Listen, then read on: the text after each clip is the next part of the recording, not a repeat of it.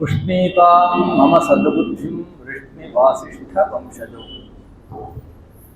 लसतु श्रीमदानन्दतीर्थेन्दुर्नो हृदम्बरे यद्वचश्चन्द्रिका स्वान्तसन्तापं विनिकृन्तति भवति यदनुभावात् येदमूको विवाग्मी जडमतिरपि जन्तुर्जायते प्राज्ञमौलिः सकल वचन चेतो देवता भारती सा मम वचसि विधत्तां सन्निधिं मानसे च आपादमौलिपर्यन्तं गुरूणाम् आकृतिं स्मरेत् तेन विघ्नाः प्रणश्यन्ति सिद्ध्यन्ति च मनोरथाः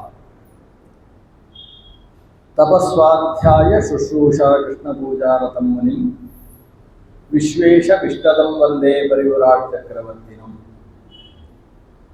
निगम कल्पतरोर्गलितं फलं शुकमुखादमृतद्रव संयुतं पिबत भागवतं रसमालयं मुहुरहो रसिका भुवि भावुकाः श्री गुरुभ्यो नमः।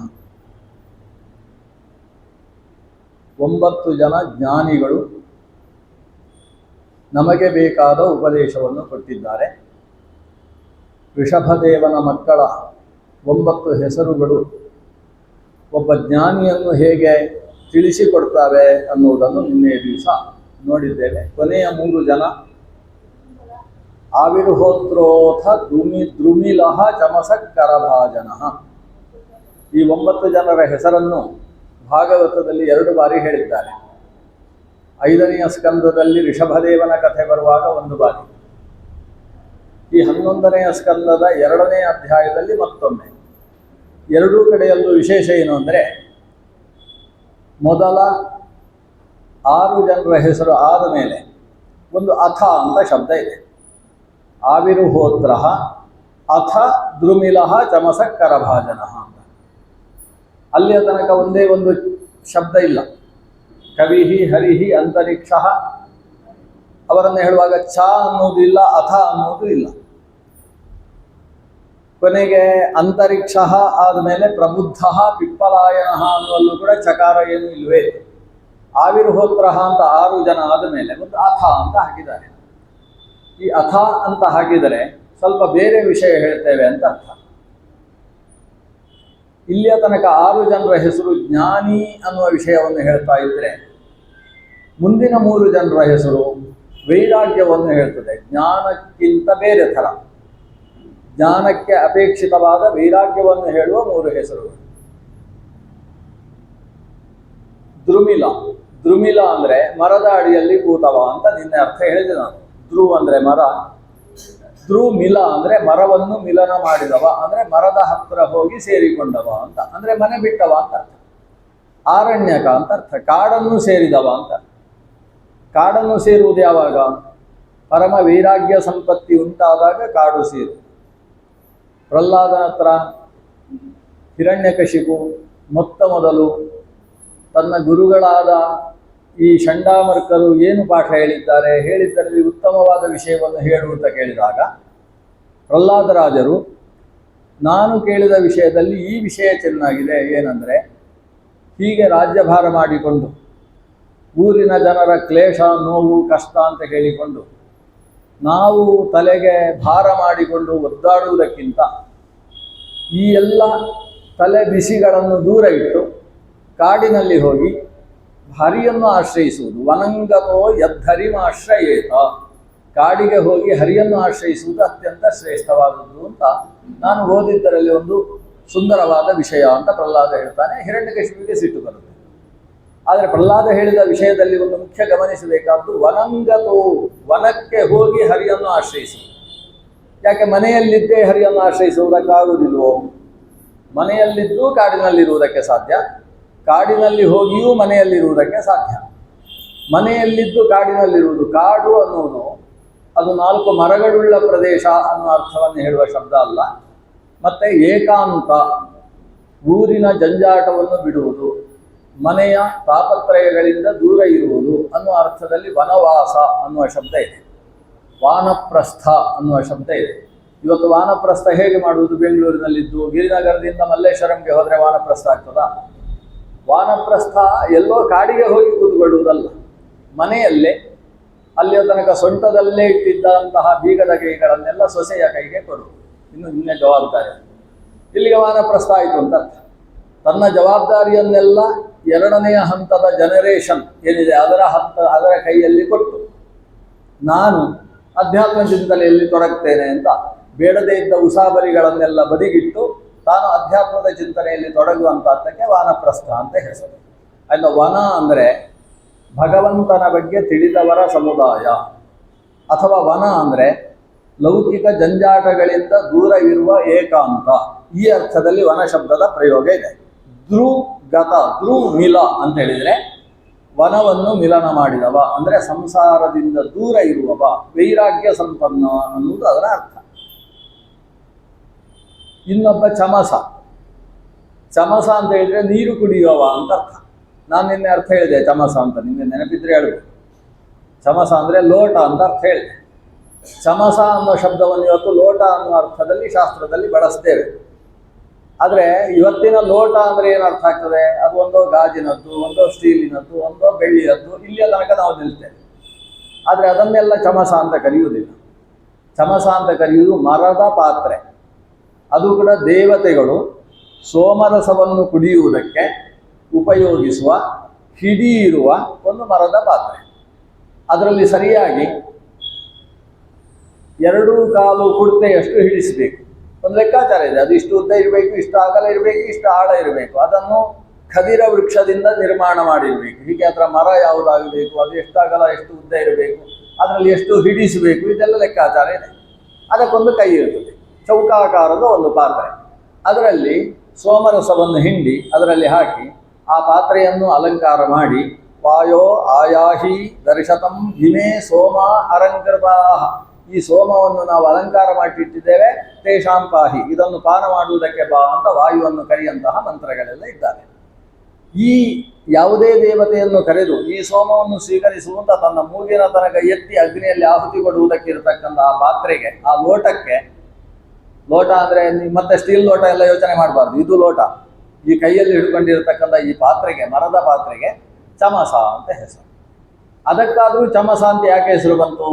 ಯಾಕಂದರೆ ಅದನ್ನು ಎತ್ತಿ ಅದನ್ನು ಬಾಯಿಗೆ ಹಾಕಿಕೊಂಡು ಅದರಿಂದ ಕುಡಿಲಿಕ್ಕಾಗ್ತದೆ, ಅದರಿಂದ ಅದಕ್ಕೆ ಚಮಸ. ಚಮನ ಅಂದರೆ ಆಚಮನ, ಚಮಸ ಅಂದರೆ ಆಚಮನ ಯಾವುದರಿಂದ ಮಾಡ್ತೇವೆ. ಆಚಮನ ಅಂತ ಹೇಳಿದ್ರೆ ಕೈಯಲ್ಲಿ ನೀರು ಕುಡಿದು ಬುಸ್ ಅಂತ ಎಳೆಯುವಂಥ ಆಚಮನ ಅಲ್ಲ. ಆಚಮನ ಅಂದರೆ ನೀರು ಕುಡಿಯುವುದು ಅಂತ ಅಷ್ಟೇ ಅರ್ಥ. ಕೈಯಲ್ಲಿ ಇಷ್ಟು ನೀರು ಹಾಕಿ ಇಷ್ಟೇ ಕುಡಿಯುವುದು ಅದಲ್ಲ, ಆಚಮನ. ಅಗಸ್ತ್ಯರು ಒಂದು ಬಾರಿ ಸಮಗ್ರ ಸಾಗರವನ್ನು ಆಚಮನ ಮಾಡಿದರು ಅಂತ ಮಹಾಭಾರತದಲ್ಲಿ ಬರ್ತದೆ. ಸಾಗರವನ್ನು ಆಚಮನ ಮಾಡುವುದು ಅಂತ ಹೇಳಿದರೆ ಇಡೀ ಸಾಗರವನ್ನು ತನ್ನ ತಪಶಕ್ತಿಯಿಂದ ತನ್ನ ಅಂಜಲಿಯಲ್ಲಿ ಬೊಗಸೆಯಲ್ಲಿ ಬರುವ ಹಾಗೆ ಮಾಡಿಕೊಂಡು ಅದನ್ನು ಕುಡಿಯುವುದು. ಆಚಮನ ಅನ್ನುವುದಕ್ಕೆ ಕುಡಿಯುವುದು ಅಂತಲೇ ಅರ್ಥ. ಆದ್ದರಿಂದ ಆಪೋಷಣ ಅಂತ ಹೇಳಿದರೂ ಕುಡಿಯುವುದು, ಆಚಮನ ಅಂತ ಹೇಳಿದರೂ ಕುಡಿಯುವುದು. ಆಚಮನ ಅಂತ ಹೇಳಿದರೆ ಕುಡಿದ ಮೇಲೆ ಸ್ವಲ್ಪ ಉಳಿಸ್ಲಿಕ್ಕುಂಟು, ಆಪೋಷಣ ಅಂತ ಹೇಳಿದರೆ ಕುಡಿದ ಮೇಲೆ ಉಳಿಸ್ಲಿಕ್ಕಿಲ್ಲ. ಇಷ್ಟು ವ್ಯತ್ಯಾಸ ಇದೆ 2 ಶಬ್ದಗಳಿಗೆ. ಒಟ್ಟಂದದಲ್ಲಿ ಇಲ್ಲಿ ಚಮನ ಮಾಡುವವ ಚಮಸ. ಚಮನ ಮಾಡುವವ ಅಂದ್ರೆ ಏನು? ನೀರು ಕುಡಿಯುವವ ಅಂತ ಅರ್ಥ ಆಯಿತು. ಹಾಗಾದರೆ ಚಮಸ ಅನ್ನುವ ಶಬ್ದಕ್ಕೆ ಚಮನ ಮಾಡುವವ, ಯಾವುದರಿಂದ ಚಮನ ಮಾಡ್ತೇವೋ ಅದು ಚಮಸ ಆಗ್ತದೆ.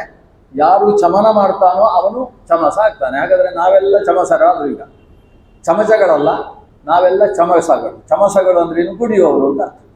ಏನನ್ನು ಕುಡಿಯೋದು? ಏಕಾದಶಿ ಒಂದು ಬಿಟ್ಟು ಉಳಿದ ದಿವಸ 3 ಸಲ ಆದರೂ ತೀರ್ಥ ಕುಡಿಯೋದು, ಆಚಮನದ ಮೂಲಕ ಜಲಪಾನ ಮಾಡುವುದು. ಚಮನ ಮಾಡುವವ, ಆಚಮನ ಮಾಡುವವ ಚಮಸ ಅನ್ನುವ ಅರ್ಥದಲ್ಲಿ ಲಭ್ಯವಾದದ್ದು. ಹಾಗಾದರೆ ಈ ವ್ಯಕ್ತಿಯನ್ನು ಮಾತ್ರ ಚಮಸ ಅಂತ ಕರಿತೇವೆ, ಉಳಿದವರನ್ನು ಚಮಸ ಅಂತ ಕರೆಯುವುದಿಲ್ಲ ಅಂತ ಆದಾಗ ಅದಕ್ಕೊಂದು ಅರ್ಥ ವಿಶೇಷ ಬರ್ತದೆ. ಚಮಸ ಅಂದರೆ ನೀರನ್ನು ಮಾತ್ರ ಕುಡಿಯುವವ, ಅಂದರೆ ಚಪಾತಿ ತಿನ್ನುವುದಿಲ್ಲ ಅಂತ ಅರ್ಥ. ಅನ್ನ ಭೋಜನ ಮಾಡುವುದಿಲ್ಲ, ಅಭಕ್ಷನಾಗಿ ತಪಸ್ಸು ಮಾಡುವವ. ಯಾರಿದು? ಇದು ವೈರಾಗ್ಯ ಸಂಪನ್ನನಲ್ಲಿ ಮಾತ್ರ ಇಂಥ ಗುಣ ಇರ್ತದೆ. ವಿರಕ್ತನಲ್ಲದೆ ಇದ್ದವನಿಗೆ ತಿನ್ನುವುದಕ್ಕೆಲ್ಲವೂ ಬೇಕು. ಅವನಿಗೆ ದಿವಸಕ್ಕೆ 1 ಹೊತ್ತು ಅಂತ ನಿಯಮ ಇಲ್ಲ, 2 ಹೊತ್ತು ಸಾಕಾಗುವುದಿಲ್ಲ, 3 ಹೊತ್ತು ಪರವಾಗಿಲ್ಲ ಅಂತ ಹೇಳ್ತಾನೆ. ಅಂತೂ ತಿನ್ನುವುದರಲ್ಲೇ ಆಸಕ್ತಿ ಉಳ್ಳಂಥ ಆ ವ್ಯಕ್ತಿ ಅವನು ಒಂದೊಂದೇ ಬಿಡ್ತಾ ಬರ್ತಾನೆ. ಸುಮಾರು 45 ವರ್ಷ ಆದಾಗ ನಾನು 2 ಹೊತ್ತು ಊಟ ಮಾಡುವುದು ಶುರು ಮಾಡ್ತಾನೆ. ಆಮೇಲೆ 60ನೇ ಶಾಂತಿ ಆಗುವಾಗ ಇನ್ನು 1 ಹೊತ್ತು ಸಾಕು ಅಂತ ಹೇಳ್ತಾನೆ. ಆದರೆ ಹೆಂಡತಿ ಬಿಡುವುದಿಲ್ಲ, ಇಲ್ಲ ಇನ್ನೊಂದು 5 ವರ್ಷ ಆದರೂ 2 ಹೊತ್ತು ತಿನ್ನಬೇಕು ಅಂತ ಹೇಳ್ತಾನೆ. ಕೊನೆಗೆ 70ನೇ ಶಾಂತಿಗೆ ಆದರೂ 1 ಹೊತ್ತು ಮಾತ್ರ ಇನ್ನು ಅಂತ ಹೀಗೆ ತೀರ್ಮಾನ ಮಾಡ್ತಾನೆ.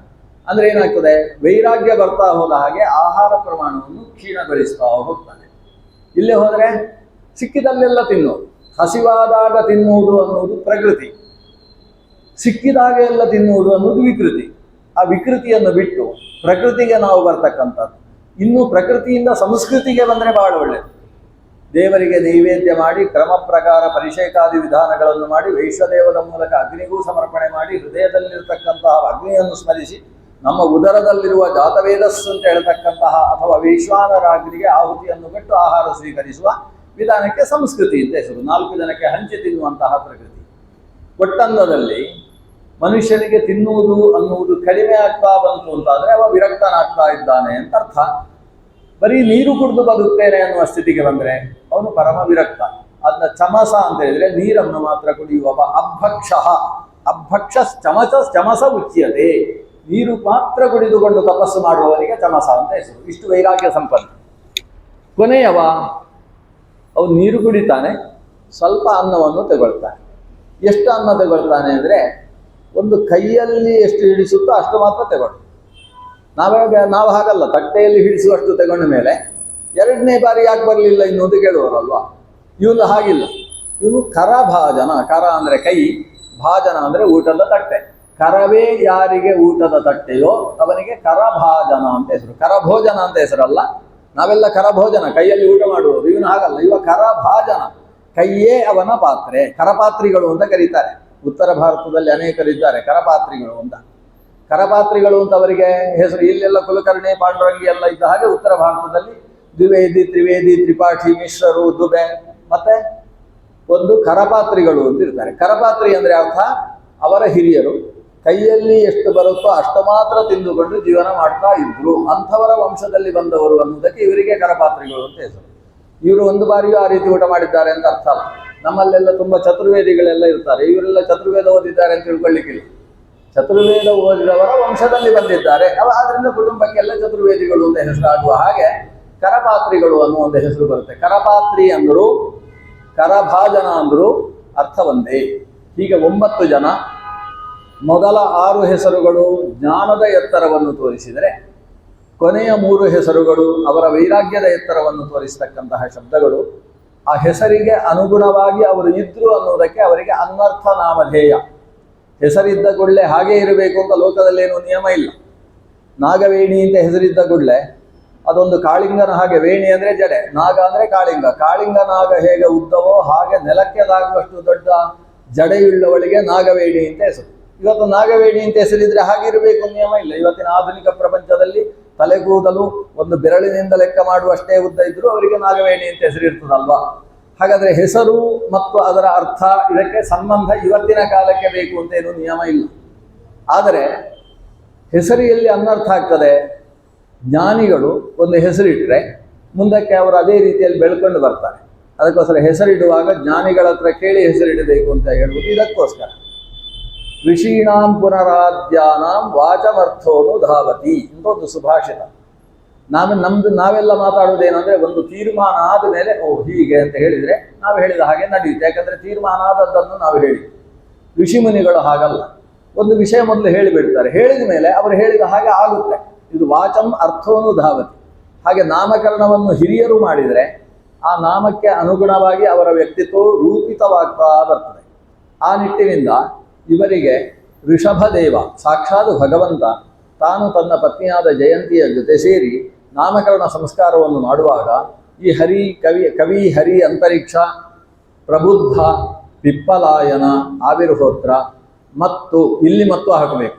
ಆವಿರ್ಹೋತ್ರೋಥ ಅಥ ಅಂದರೆ ಮತ್ತು ದ್ರುಮಿಲ ಚಮಸ ಕರಭಾಜನ ಎಂಬುದಾಗಿ ಹೆಸರಿಟ್ಟ. ಇಲ್ಲಿ ದ್ರುಮಿಲ ಚಮಸ ಕರಭಾಜನ ಅನ್ನುವುದು ಒಂದು ರೀತಿಯ ವೈಶಿಷ್ಟ್ಯವನ್ನು ಹೇಳಿದರೆ, ಅದಕ್ಕಿಂತ ಹಿಂದಿನ 6 ಹೆಸರುಗಳು ಜ್ಞಾನದ ಎತ್ತರವನ್ನು ತಿಳಿಸ್ತಕ್ಕಂತಹ ನಾಮಗಳು ಅನ್ನೋದು ವಿಶೇಷ. ಇವರು ಎಂಥವರು 9 ಜನ ಅಂದರೆ ನವ ಅಭವನ್ ಮಹಾಭಾಗಾ ಮುನಯೋ ಕ್ಯೂರ್ಧ್ವಮಂತಿನಃ ಶ್ರಮಣ ವಾತರಶನಾ ಆತ್ಮವಿದ್ಯಾ ವಿಶಾರದಾ. ನವ ಅಭವನ್ ಮಹಾಭಾಗಾ, ಇವರು ದೊಡ್ಡವರು ಅಂತ. ಈ ಮಹಾಭಾಗ ಅನ್ನೋ ಶಬ್ದಕ್ಕೆ ಸರಿಯಾದ ಅರ್ಥ ದೊಡ್ಡ ಭಾಗ್ಯಶಾಲಿಗಳು ಅಂತ ಆ ಶಬ್ದದ ಅರ್ಥ.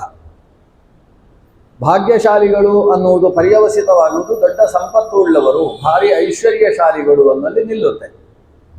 ಇವರೆಲ್ಲ ಎಂಥವರು? ಭಾರಿ ಭಾಗ್ಯಶಾಲಿಗಳು, ಆದರೆ ಮುನಯ ಮೌನಶೀಲರು, ಮೌನಕ್ಕೆ ಶರಣಾದವರು. ಅಷ್ಟೇ ಅಲ್ಲ, ಮುನಯ ಊರ್ಧ್ವಮಂತಿನಃ, ಅವರು ಊರ್ಧ್ವರೇತಸ್ಕರು, ಮದುವೆ ಆಗದೇ ಇದ್ದವರು, ಮದುವೆ ಆಗಲಿಲ್ಲ ಅಂದರೆ ಸನ್ಯಾಸವನ್ನು ಸ್ವೀಕರಿಸಿದವರು. ಅಷ್ಟೇ ಅಲ್ಲ, ಶ್ರಮಣಾಹ ವಾತರಶನಾಹ, ಅವರು ಬಟ್ಟೆಯನ್ನು ಉಟ್ಟುಕೊಳ್ಳಿಲ್ಲ ಅಂತೆ. ವಾತರಶನಾಹ, ಬೀಸತಕ್ಕಂಥ ಗಾಳಿ ಶರೀರದ ಎಲ್ಲ ಭಾಗಕ್ಕೂ ತಾಗುವ ಹಾಗೆ ವಸ್ತ್ರವನ್ನು ಧರಿಸಿಕೊಂಡಿರ್ತಕ್ಕಂಥವರು. ಶ್ರಮಣಾಹ, ಕೌಬೀನಬದ್ಧರಾಗಿ ವಾಸ ಮಾಡ್ತಕ್ಕಂಥವರು. ಅಷ್ಟೇ ಅಲ್ಲ, ಆತ್ಮವಿದ್ಯಾ ವಿಶಾರದಾಹ, ಪರಮಾತ್ಮ ವಿದ್ಯೆಯಲ್ಲಿ ಪರತತ್ವದಲ್ಲಿ ದೊಡ್ಡದಾಗಿ ಅರಿವು ಉಳ್ಳವರು. ಹಾಗಾದರೆ ಮಹಾಭಾಗ್ಯಶಾಲಿಗಳು ಅನ್ನುವುದಕ್ಕೆ ಅರ್ಥ ಏನಾಯಿತು? ನಿಮ್ಮ ಭಾಗ್ಯ ದೊಡ್ಡದೋ ನಮ್ಮ ಭಾಗ್ಯ ದೊಡ್ಡದೋ ಅಂತ ಪುರಂದರದಾಸರು ಒಂದು ಪದ್ಯ ಬರೀತಾರೆ. ಸಂಪತ್ತು ಉಳ್ಳವರ ಹತ್ರ ಕೇಳ್ತಾರೆ, ನಾನು ನವಕೋಟಿ ನಾರಾಯಣನಾಗಿದ್ದೆ, ಇವತ್ತು ಅದೆಲ್ಲ ಸಂಪತ್ತನ್ನು ಕೂಡ ದಾನ ಮಾಡಿದ್ದೇನೆ, ದಾನ ಮಾಡಿ ದೇವರ ಭಜನೆ ಮಾಡಿಕೊಂಡು ಕಾಳಕ್ಕೆ ಪಾದಕ್ಕೊಂದು ಗೆಜ್ಜೆ ಕಟ್ಟಿ ಕೈಯಲ್ಲೊಂದು ತಂಬೂರಿ ಹಿಡ್ಕೊಂಡು ಕುಣಿದಾಡ್ತಾ ಊರೆಲ್ಲ ಸುತ್ತಾಡ್ತಾ ಇದ್ದೇನೆ. ಆದರೆ ಸಂಪತ್ತುಳ್ಳವರು ಬಾಗಿಲು ತೆಗೆಯುವುದಿಲ್ಲ ದಾಸರು ಬಂದಾಗ. ಯಾಕಂದರೆ ಒಂದು ಹಿಡಿ ಅನ್ನ ಅಕ್ಕಿ ಹಾಕಬೇಕಾಗ್ತದೆ, ಅಷ್ಟು ಲಾಸ್ ಆಗ್ತದೆ ಅಂತ ಅವರು ಆಲೋಚನೆ ಮಾಡಿಕೊಂಡು ಬಾಗಿಲು ತೆಗೆಯುವುದಿಲ್ಲ.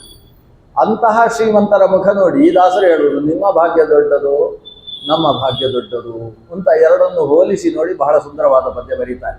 ಎರಡು, ನಿಮ್ಮ ಭಾಗ್ಯಕ್ಕಿಂತ ನನ್ನ ಭಾಗ್ಯವೇ ದೊಡ್ಡದು. ಯಾಕಂದರೆ ನಿಮ್ಮ ಭಾಗ್ಯ ನಿಮ್ಮ ಜೊತೆಗೆ ಬರುವಂಥದ್ದಲ್ಲ, ನೀವು ಜೊತೆಗೆ ಹಿಡ್ಕೊಂಡು ಬಂದದ್ದು ಅಲ್ಲ, ನಶ್ವರವಾಗಿ ಅಲ್ಪ ಕಾಲದ ತನಕ ಇದ್ದು ಹೋಗುವಂಥದ್ದು. ಆದರೆ ನಮ್ಮ ಈ ಹರಿಭಾಗ್ಯ ಉಂಟಲ್ವ, ಭಗವಂತನನ್ನು ಪಡೆದ ಭಾಗ್ಯ, ಇದು ಐಹಿಕವಾಗಿಯೂ ಪಾರತ್ರಿಕವಾಗಿಯೂ ಶಾಶ್ವತವಾದ ಶ್ರೇಯಸ್ಸನ್ನು ಕೊಡುವ ಕಾರಣದಿಂದ ನಮ್ಮ ಭಾಗ್ಯ ದೊಡ್ಡದು ಅಂತ ಅದನ್ನು ಉಪಪಾದನೆ ಮಾಡ್ತಾರೆ. ಆದ್ದರಿಂದ ಭಾಗ್ಯಗಳಲ್ಲಿ ದೊಡ್ಡ ಭಾಗ್ಯ ಯಾವುದು? ಇದು ಭಾಗ್ಯ, ಇದು ಭಾಗ್ಯ, ಇದು ಭಾಗ್ಯವಯ್ಯ ಪದುಮನಾಭನ ಭಜನೆ. ಆ ಭಗವಂತನ ಭಜನೆ, ಅವನ ಪಾದ ಭಜನೆ, ಅದು ಪರಮ ಸುಖವಯ್ಯ. ಈ ಪರಮ ಸುಖಕ್ಕಿಂತ ಭಿನ್ನವಾದ ಭಾಗ್ಯ ಯಾವುದಿದೆ? ಮನುಷ್ಯನಿಗೆ 4 ಅಂತಸ್ತಿನ ಮಹಾ ಗೃಹ ಇರಬಹುದು, ಆದರೆ ಮೊದಲನೇ ಮಹಡಿ ಹತ್ತಲಿಕ್ಕೆ ಅವನಿಗೆ ಆಗುವುದಿಲ್ಲ. ಕಾರಣ ಏನು ಅಂದರೆ ಲಿಫ್ಟ್ ಕೆಲಸ ಮಾಡುವುದಿಲ್ಲ, ಇದು ಸಮಸ್ಯೆ. ಅದು ಕಾಲಲ್ಲಿ ನಡ್ಕೊಂಡು ಹೋಗೋಣ ಅಂದರೆ ಗಂಟು ನೋವು, ಇನ್ನೊಬ್ಬರು ಎತ್ತುಕೊಂಡು ಹೋಗೋಣ ಅಂದರೆ 122 kg ಇದ್ದಾನೆ ಈ ಮನುಷ್ಯ, 4 ಜನ ಎತ್ತಿಕೊಂಡು ಹೋಗುವುದು ಕಷ್ಟ. ಇಷ್ಟು ಸಂಪತ್ತಿದೆ, ಶರೀರ ಅಷ್ಟು ದಷ್ಟಪುಷ್ಟವಾಗಿದೆ, ಎತ್ತಿಕೊಂಡು ಹೋಗುವುದಕ್ಕೆ ಸಾಧ್ಯವಾಗುವುದಿಲ್ಲ. 4 ಅಂತಸ್ತಿನ ಮನೆ ಅಂತ ಹೇಳ್ಕೊಳ್ತಾರೆ, ಆದರೆ ಅಂತಸ್ತಿಗೆ ಹತ್ತುವುದಕ್ಕಾಗುವುದಿಲ್ಲ. ಶರೀರಕ್ಕೆ ಸಿಹಿ ಮಾಡಿದ್ದಾರೆ ಮನೆಯಲ್ಲಿ, ತಿನ್ನುವುದಕ್ಕಾಗುವುದಿಲ್ಲ. ಒಳಗೆ ಡಾಕ್ಟ್ರೇ ಹೇಳಿದ್ದಾರೆ ತಿನ್ನಬಾರ್ದು ಇವರು ಅಂತ ಹೇಳಿ. ಅದನ್ನು ಬಹಳ ವ್ಯವಸ್ಥಿತವಾಗಿ, ಭಾರಿ ನಿಮ್ಮ ಶಬ್ದದಲ್ಲಿ ಸ್ಟ್ರಿಕ್ಟ್, ಶಿಸ್ತುಬದ್ಧವಾಗಿ ಪತ್ನಿ ಪಾಲನೆ ಮಾಡ್ತಾ ಇದ್ದಾಳೆ. ಈ ಮನುಷ್ಯನಿಗೆ ಒಂದು ತಿನ್ನುವುದಕ್ಕೆ ಒಂದು ಮೈಸೂರು ಪಾಕು ಸಿಗುವುದಿಲ್ಲ, ಇಂಥ ಪರಿಸ್ಥಿತಿ ಇದೆ. ಹಾಗಾದರೆ ಸಂಪತ್ತು ಅನ್ನುವುದು ಸುಖ ಅಲ್ಲ. ಸುಖ ಎಂಬುದು ಆಂತರಿಕವಾದದ್ದು. ಬಾಹ್ಯ ವಸ್ತುಗಳಿಂದ ಸುಖ ಸಿಗುವುದಲ್ಲ, ಆಂತರಿಕ ವಸ್ತುಗಳಿಂದ ಸುಖ ಸಿಗುವುದು. ಬಾಹ್ಯ ವಸ್ತುಗಳೇ ಸುಖ ಹೌದಾಗಿದ್ದರೆ, ಒಬ್ಬನಿಗೆ ಜಿಲೇಬಿ ಅಂದರೆ ಬಹಳ ಇಷ್ಟ ಅಂತ ಅನ್ಕೊಳ್ಳಿ, ಅವನಿಗೆ 4 ಜಿಲೇಬಿ ಹಾಕಿ ಏಕಾದಶಿಯ ದಿವಸ ಹೆಚ್ಚು ಆಲೋಚನೆ ಮಾಡಬಾರ್ದು, ಆದರೆ ಅದನ್ನು ಬಿಡುವುದಕ್ಕೋಸ್ಕರ ಯೋಚನೆ ಮಾಡಿ. ಆಮೇಲೆ 10 ಹಾಕಿ ಏನು ಭಾರಿ ಇಷ್ಟ ಅಂತ ಹೇಳ್ತಾ ಇದ್ದೋ, ಆಮೇಲೆ ಮುಖ ಸಿಂಡರಿಸಿಕೊಳ್ಳುವುದಕ್ಕೆ ಶುರು ಮಾಡ್ತಾನೆ. ಕೊನೆಗೆ ಅವನ ಬಾಯಲ್ಲಿ ವಾಕರಿಕೆ ಬರಲಿಕ್ಕೆ ಶುರು ಆಗ್ತದೆ. ದಯವಿಟ್ಟು ನಿಲ್ಲಿಸಿ ಅಂತ ಹೇಳ್ತಾನೆ. ಹಾಗಾದರೆ ಒಂದು ವೇಳೆ ಆ ಬಾಹ್ಯ ವಸ್ತುವೇ ಅವನಿಗೆ ಆನಂದಪ್ರದವಾಗಿದ್ದರೆ ಅದನ್ನು ನಿಲ್ಲಿಸಿ, ಬೇಡ ಸಾಕಾಯಿತು ಅಂತ ಆಮೇಲೆ ಅದನ್ನು ನೋಡಿದರೆ ವಾಂತಿ ಮಾಡಿಕೊಳ್ತಾನಲ್ವ. ಯಾಕೆ? ಬಾಹ್ಯ ವಸ್ತುಗಳಿಂದ ಸುಖ ಅಲ್ಲ, ಆಂತರಿಕವಾಗಿ ಸುಖ ಇರುವುದು. ವಸ್ತುವೇ ಇಲ್ಲದೆ ಸುಖ ಪಡುವುದಕ್ಕೆ ಸಾಧ್ಯ ಅನ್ನುವುದೇ ಶ್ರಮಣಾಹ ಅನ್ನುವುದರ ಅರ್ಥ. ಅವರು ಶ್ರಮಣರಿದ್ದಾರೆ ಅಂದರೆ ಅಂತರ್ಮುಖವಾಗಿ ಆನಂದವನ್ನು ಅನುಭವಿಸ್ತಾ ಇದ್ದಾರೆ ಅಂತ ಅರ್ಥ. ಆತ್ಮಾನಂದ ಅಂತ ಅದಕ್ಕೆ ಹೆಸರು, ಅಥವಾ ಚಿದಾನಂದ ಅಂತ ಹೆಸರು, ಅಥವಾ ಸಚ್ಚಿದಾನಂದ ಅಂತ ಹೆಸರು. ಸತ್ ಚಿತ್ ಆನಂದ. ಚಿತ್ ಅಂದರೆ ಜ್ಞಾನ, ಸತ್ ಅಂದರೆ ನಿರ್ದುಷ್ಟ. ನಿರ್ದುಷ್ಟವಾದ ಚಿತ್ ಅಂತ ಹೇಳಿದರೆ ಆತ್ಮ, ಪರಮಾತ್ಮ.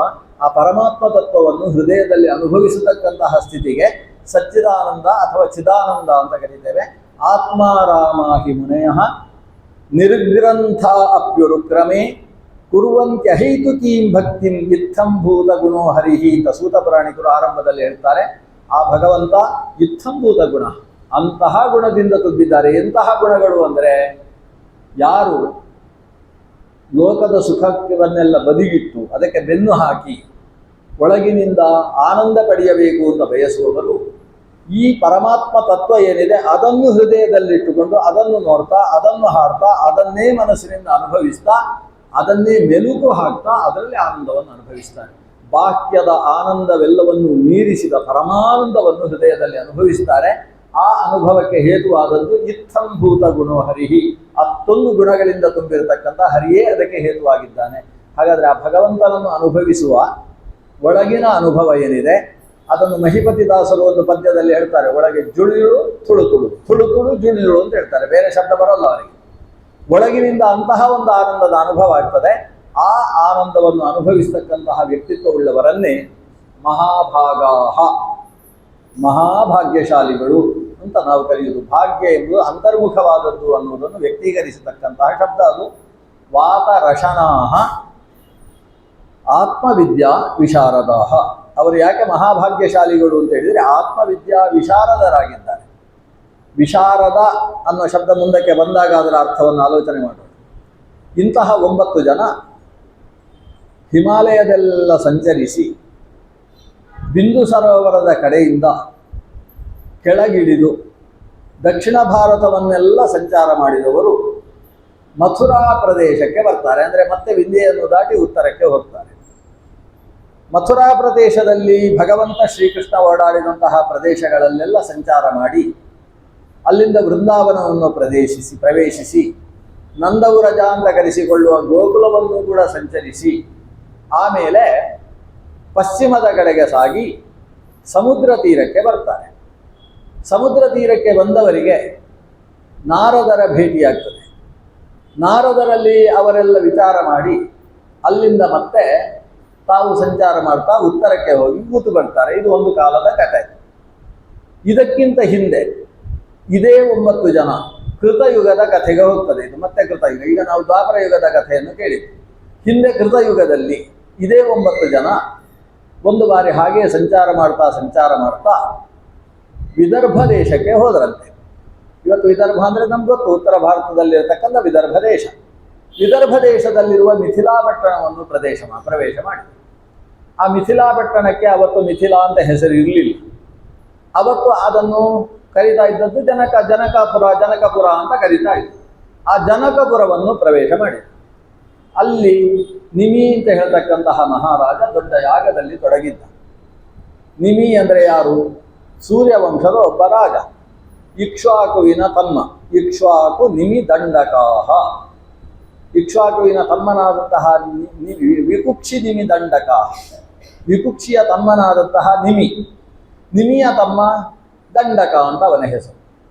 ದಂಡಕನು ಕೂಡ ಈ ದೇಶವನ್ನು ಆಳಿದ. ಆದರೆ ಹೆಚ್ಚು ದಿವಸ ಆಳ್ವಿಕೆಯನ್ನು ನಡೆಸುವುದಕ್ಕೆ ಸಾಧ್ಯ ಆಗಲಿಲ್ಲ. ಅವನು ಕೇವಲ 14 ದಿವಸದ ರಾಜ್ಯಭಾರವನ್ನು ಮಾಡಿದ. ಆಮೇಲೆ ಕಾಡಿಗೆ ಹೋದ. ಕಾಡಿನಲ್ಲಿ ಒಂದು ಅನಾಚಾರವನ್ನು ಮಾಡಿದ. ಅವನಿಗೆ ಶಾಪ ಬಿತ್ತು. ಅವನು ಎಲ್ಲಿ ಶಾಪ ಪಡೆದನೋ ಆ ಪ್ರದೇಶವೆಲ್ಲವೂ ಅವನ ಹೆಸರಿನ ಅರಣ್ಯವಾಯಿತು. ದಂಡಕನಿಂದಾಗಿ ದಂಡಕಾರಣ್ಯದ ನಿರ್ಮಾಣವಾಯಿತು. ಇವತ್ತು ನಾವು ದಂಡಕಾರಣ್ಯ ಅಂತ ಏನು ಹೇಳ್ತೇವೆ, ಅದು ಸೂರ್ಯವಂಶದ ರಾಜನಾದ ದಂಡಕನಿಂದ ನಿರ್ಮಾಣವಾದಂತಹ ಒಂದು ಅರಣ್ಯ. ದಂಡಕನ ಅಣ್ಣ ಅವನು ನಿಮಿ ಈ ಜನಕಪುರದಲ್ಲಿ ರಾಜ್ಯಭಾರ ಮಾಡಿರುವಂತಹ ವ್ಯಕ್ತಿ. ಆ ನಿಮಿಗೆ ಒಂದು ಸಂದರ್ಭದಲ್ಲಿ ಕುಲಪುರೋಹಿತರಿಂದ ಶಾಪ ಬಂತು. ಅವರಿಗೆ ಕುಲಪುರೋಹಿತರು ವಸಿಷ್ಠರಿಂದ ಶಾಪ ಬರುವುದಕ್ಕೆ ಕಾರಣ ಏನು ಅಂತ ಹೇಳಿದ್ರೆ, ಕುಲಪುರೋಹಿತರ ಹತ್ರ ಕೇಳದೆ ಇವನೊಂದು ಯಾಗವನ್ನು ಪ್ರಾರಂಭ ಮಾಡಿದ್ದು ಕಾರಣ ಆಯಿತು. ಕುಲಪುರೋಹಿತರ ಅನುಮತಿಯನ್ನು ಪಡೆದು ಯಾಗ ಪ್ರಾರಂಭ ಮಾಡಿದೆ. ವಸ್ತುತಃ ನಿಮಿ ತನ್ನ ಕುಲಪುರೋಹಿತರಾದ ವಸಿಷ್ಠರ ಹತ್ರ ಕೇಳಿದ, ನನ್ನ ತಲೆಗೂದಲುಗಳು ಬೆಳ್ಳಗಾಗ್ತಾ ಇದ್ದಾವೆ, ಆದ್ದರಿಂದ ಎಷ್ಟು ಕಾಲ ನಾನು ಬದುಕ್ತೇನೆ ಅಂತ ನಿಶ್ಚಯ ಇಲ್ಲ. ತಾವು ಪುರೋಹಿತರು ದಯವಿಟ್ಟು ಇಂಥ ಒಂದು ಯಜ್ಞವನ್ನು ನನ್ನ ಕೈಯಲ್ಲಿ ನಡೆಸಿಕೊಡಬೇಕು. ನನ್ನ ಮನಸ್ಸಿನಲ್ಲಿ ಸಂಕಲ್ಪ ಆಗಿದೆ. ಸಂಕಲ್ಪಿತವಾದದ್ದನ್ನು ಯಾಗವನ್ನು ತೀರಿಸದೆ ಸತ್ತರೆ ಅದು ನರಕಕ್ಕೆ ಕರ್ಕೊಂಡು ಹೋಗ್ತದೆ. ಆ ಇಚ್ಛಾ ಪೂರ್ಣೆ ಆಗುವಲ್ಲಿಯ ತನಕ ಮತ್ತೊಂದು ಜನ್ಮವನ್ನು ಪಡೆದಾದರೂ ಪೂರ್ಣೆ ಮಾಡಬೇಕು ಅಂತಿದೆ. ಆದ್ದರಿಂದ ನನಗೆ ಮತ್ತೊಂದು ಜನ್ಮವನ್ನು ಪಡೆಯುವ ಇಚ್ಛೆ ಇಲ್ಲ.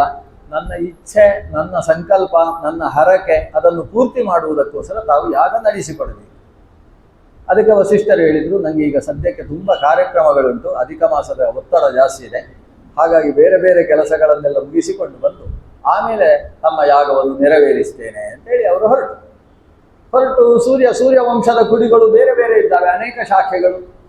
ಸೂರ್ಯವಂಶಕ್ಕೆ ವಸಿಷ್ಠರೊಬ್ಬರೇ ಪ್ರಧಾನ ಪುರೋಹಿತರು. ಹಾಗಾಗಿ ಅವರು ವಿಗುಕ್ಷಿ ಮೊದಲಾದಂತಹ ಏನು ನರಿಷ್ಯಂತ, ನಾಭಾಗ ಮೊದಲಾದವರೆಲ್ಲ ಪೌರೋಹಿತ್ಯ ಮಾಡ್ತಾ ಇದ್ದಾರೆ. ಕೆಲವು ಕಾಲ ಕಳೆಯಿತು, ಪುರೋಹಿತರು ಬರಲಿಲ್ಲ. ನಿಮಗೆ ರಾತ್ರಿ ಸ್ವಪ್ನದಲ್ಲಿ ತಲೆಯಿಲ್ಲದೆ ಇದ್ದಂತಹ ತನ್ನ ಶರೀರವನ್ನು ನೋಡಿದ್ದು ಒಂದು ರೀತಿಯಲ್ಲಿ ಭಯ ಆಯಿತು. ಹೀಗೆ ಸ್ವಪ್ನ ಬಿತ್ತು ಅಂದರೆ ಇನ್ನು 3 ದಿವಸಕ್ಕಿಂತ ಜಾಸ್ತಿ ನಾನು ಬದುಕುವುದಿಲ್ಲ ಅಂತ ಅನಿಸುವುದಕ್ಕೆ ಶುರುವಾಯಿತು.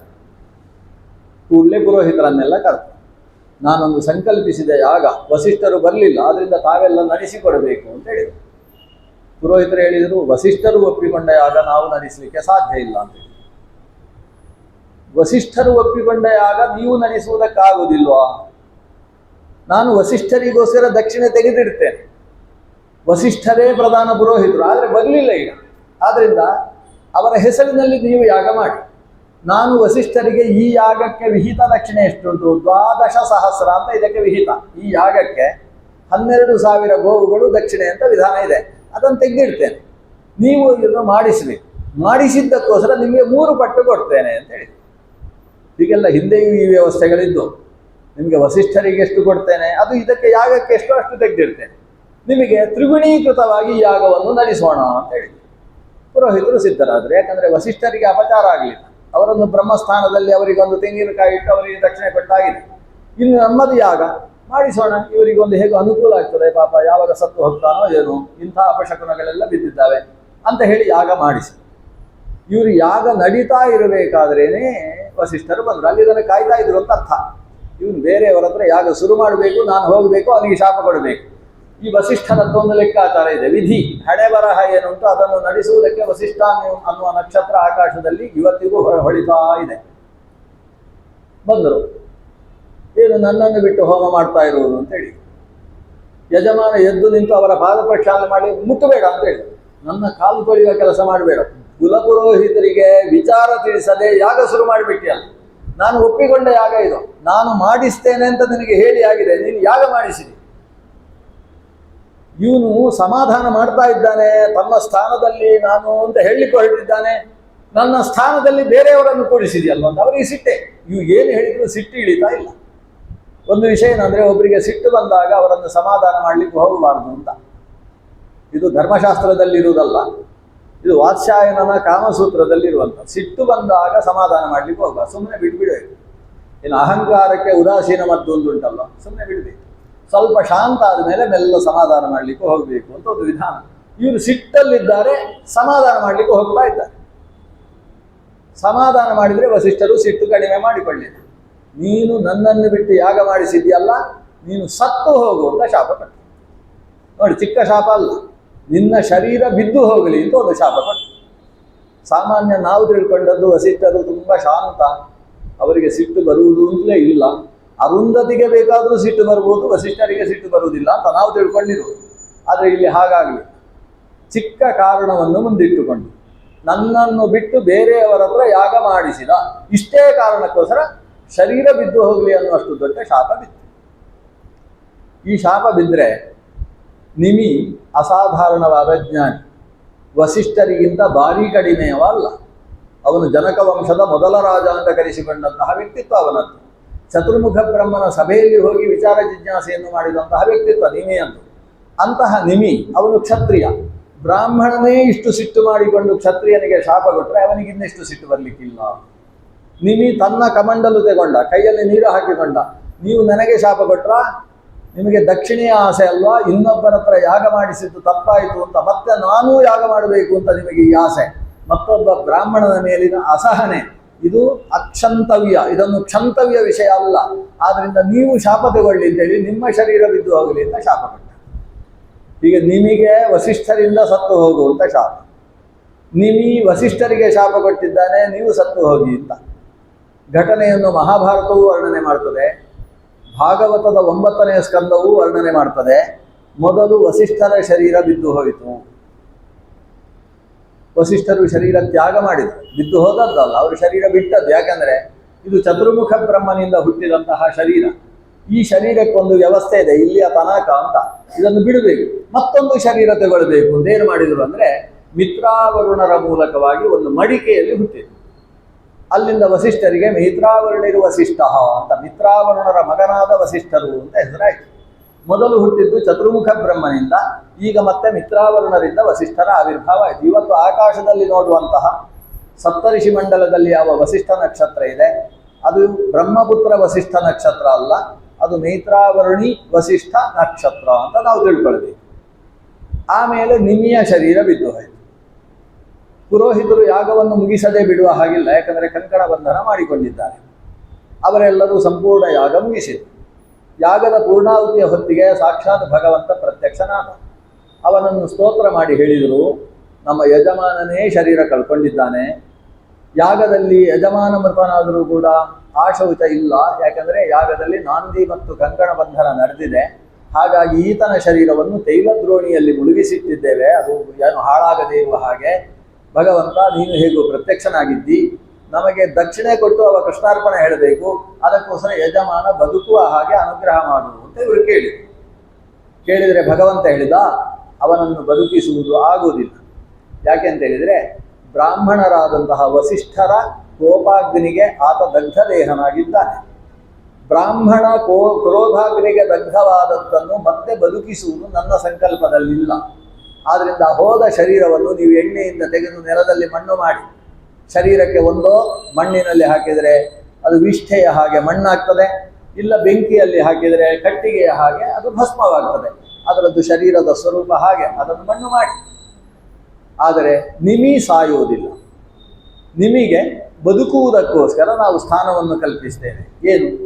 ಮುಂದಿನ ಪೀಳಿಗೆಯ ಎಲ್ಲ ಮನುಷ್ಯನ ಕಣ್ಣಿನಲ್ಲಿ ಈ ನಿಮಿ ವಾಸ ಮಾಡಬೇಕು. ನಿಮಿ ಕಣ್ಣಿನಲ್ಲಿ ವಾಸ ಮಾಡುವ ಕಾರಣದಿಂದ ಆಗಾಗ ಕಣ್ಣು ಮುಚ್ಚುತ್ತಾ ಇರಬೇಕು.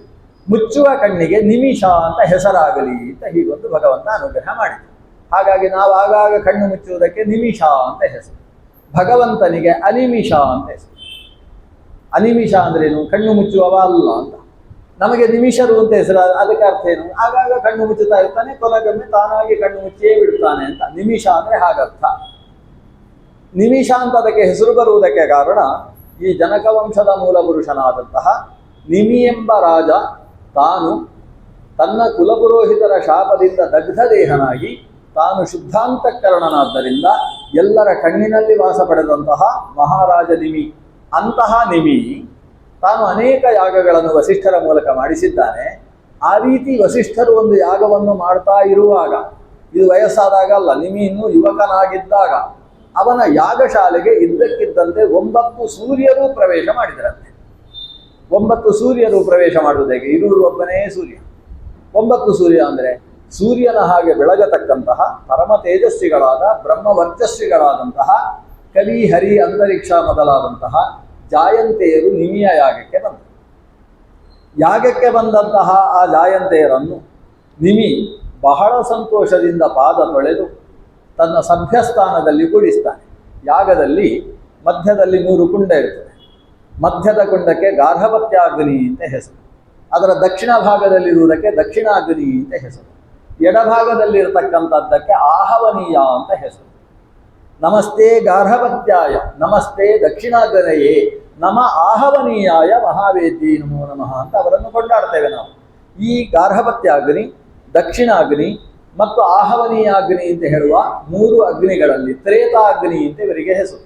ಈ ಅಗ್ನಿಗಳನ್ನು ಆರಾಧನೆ ಮಾಡುವಾಗ ಮುಂಭಾಗದಲ್ಲಿ ಜ್ಞಾನಿಗಳು ಕೂತಿರಬೇಕು.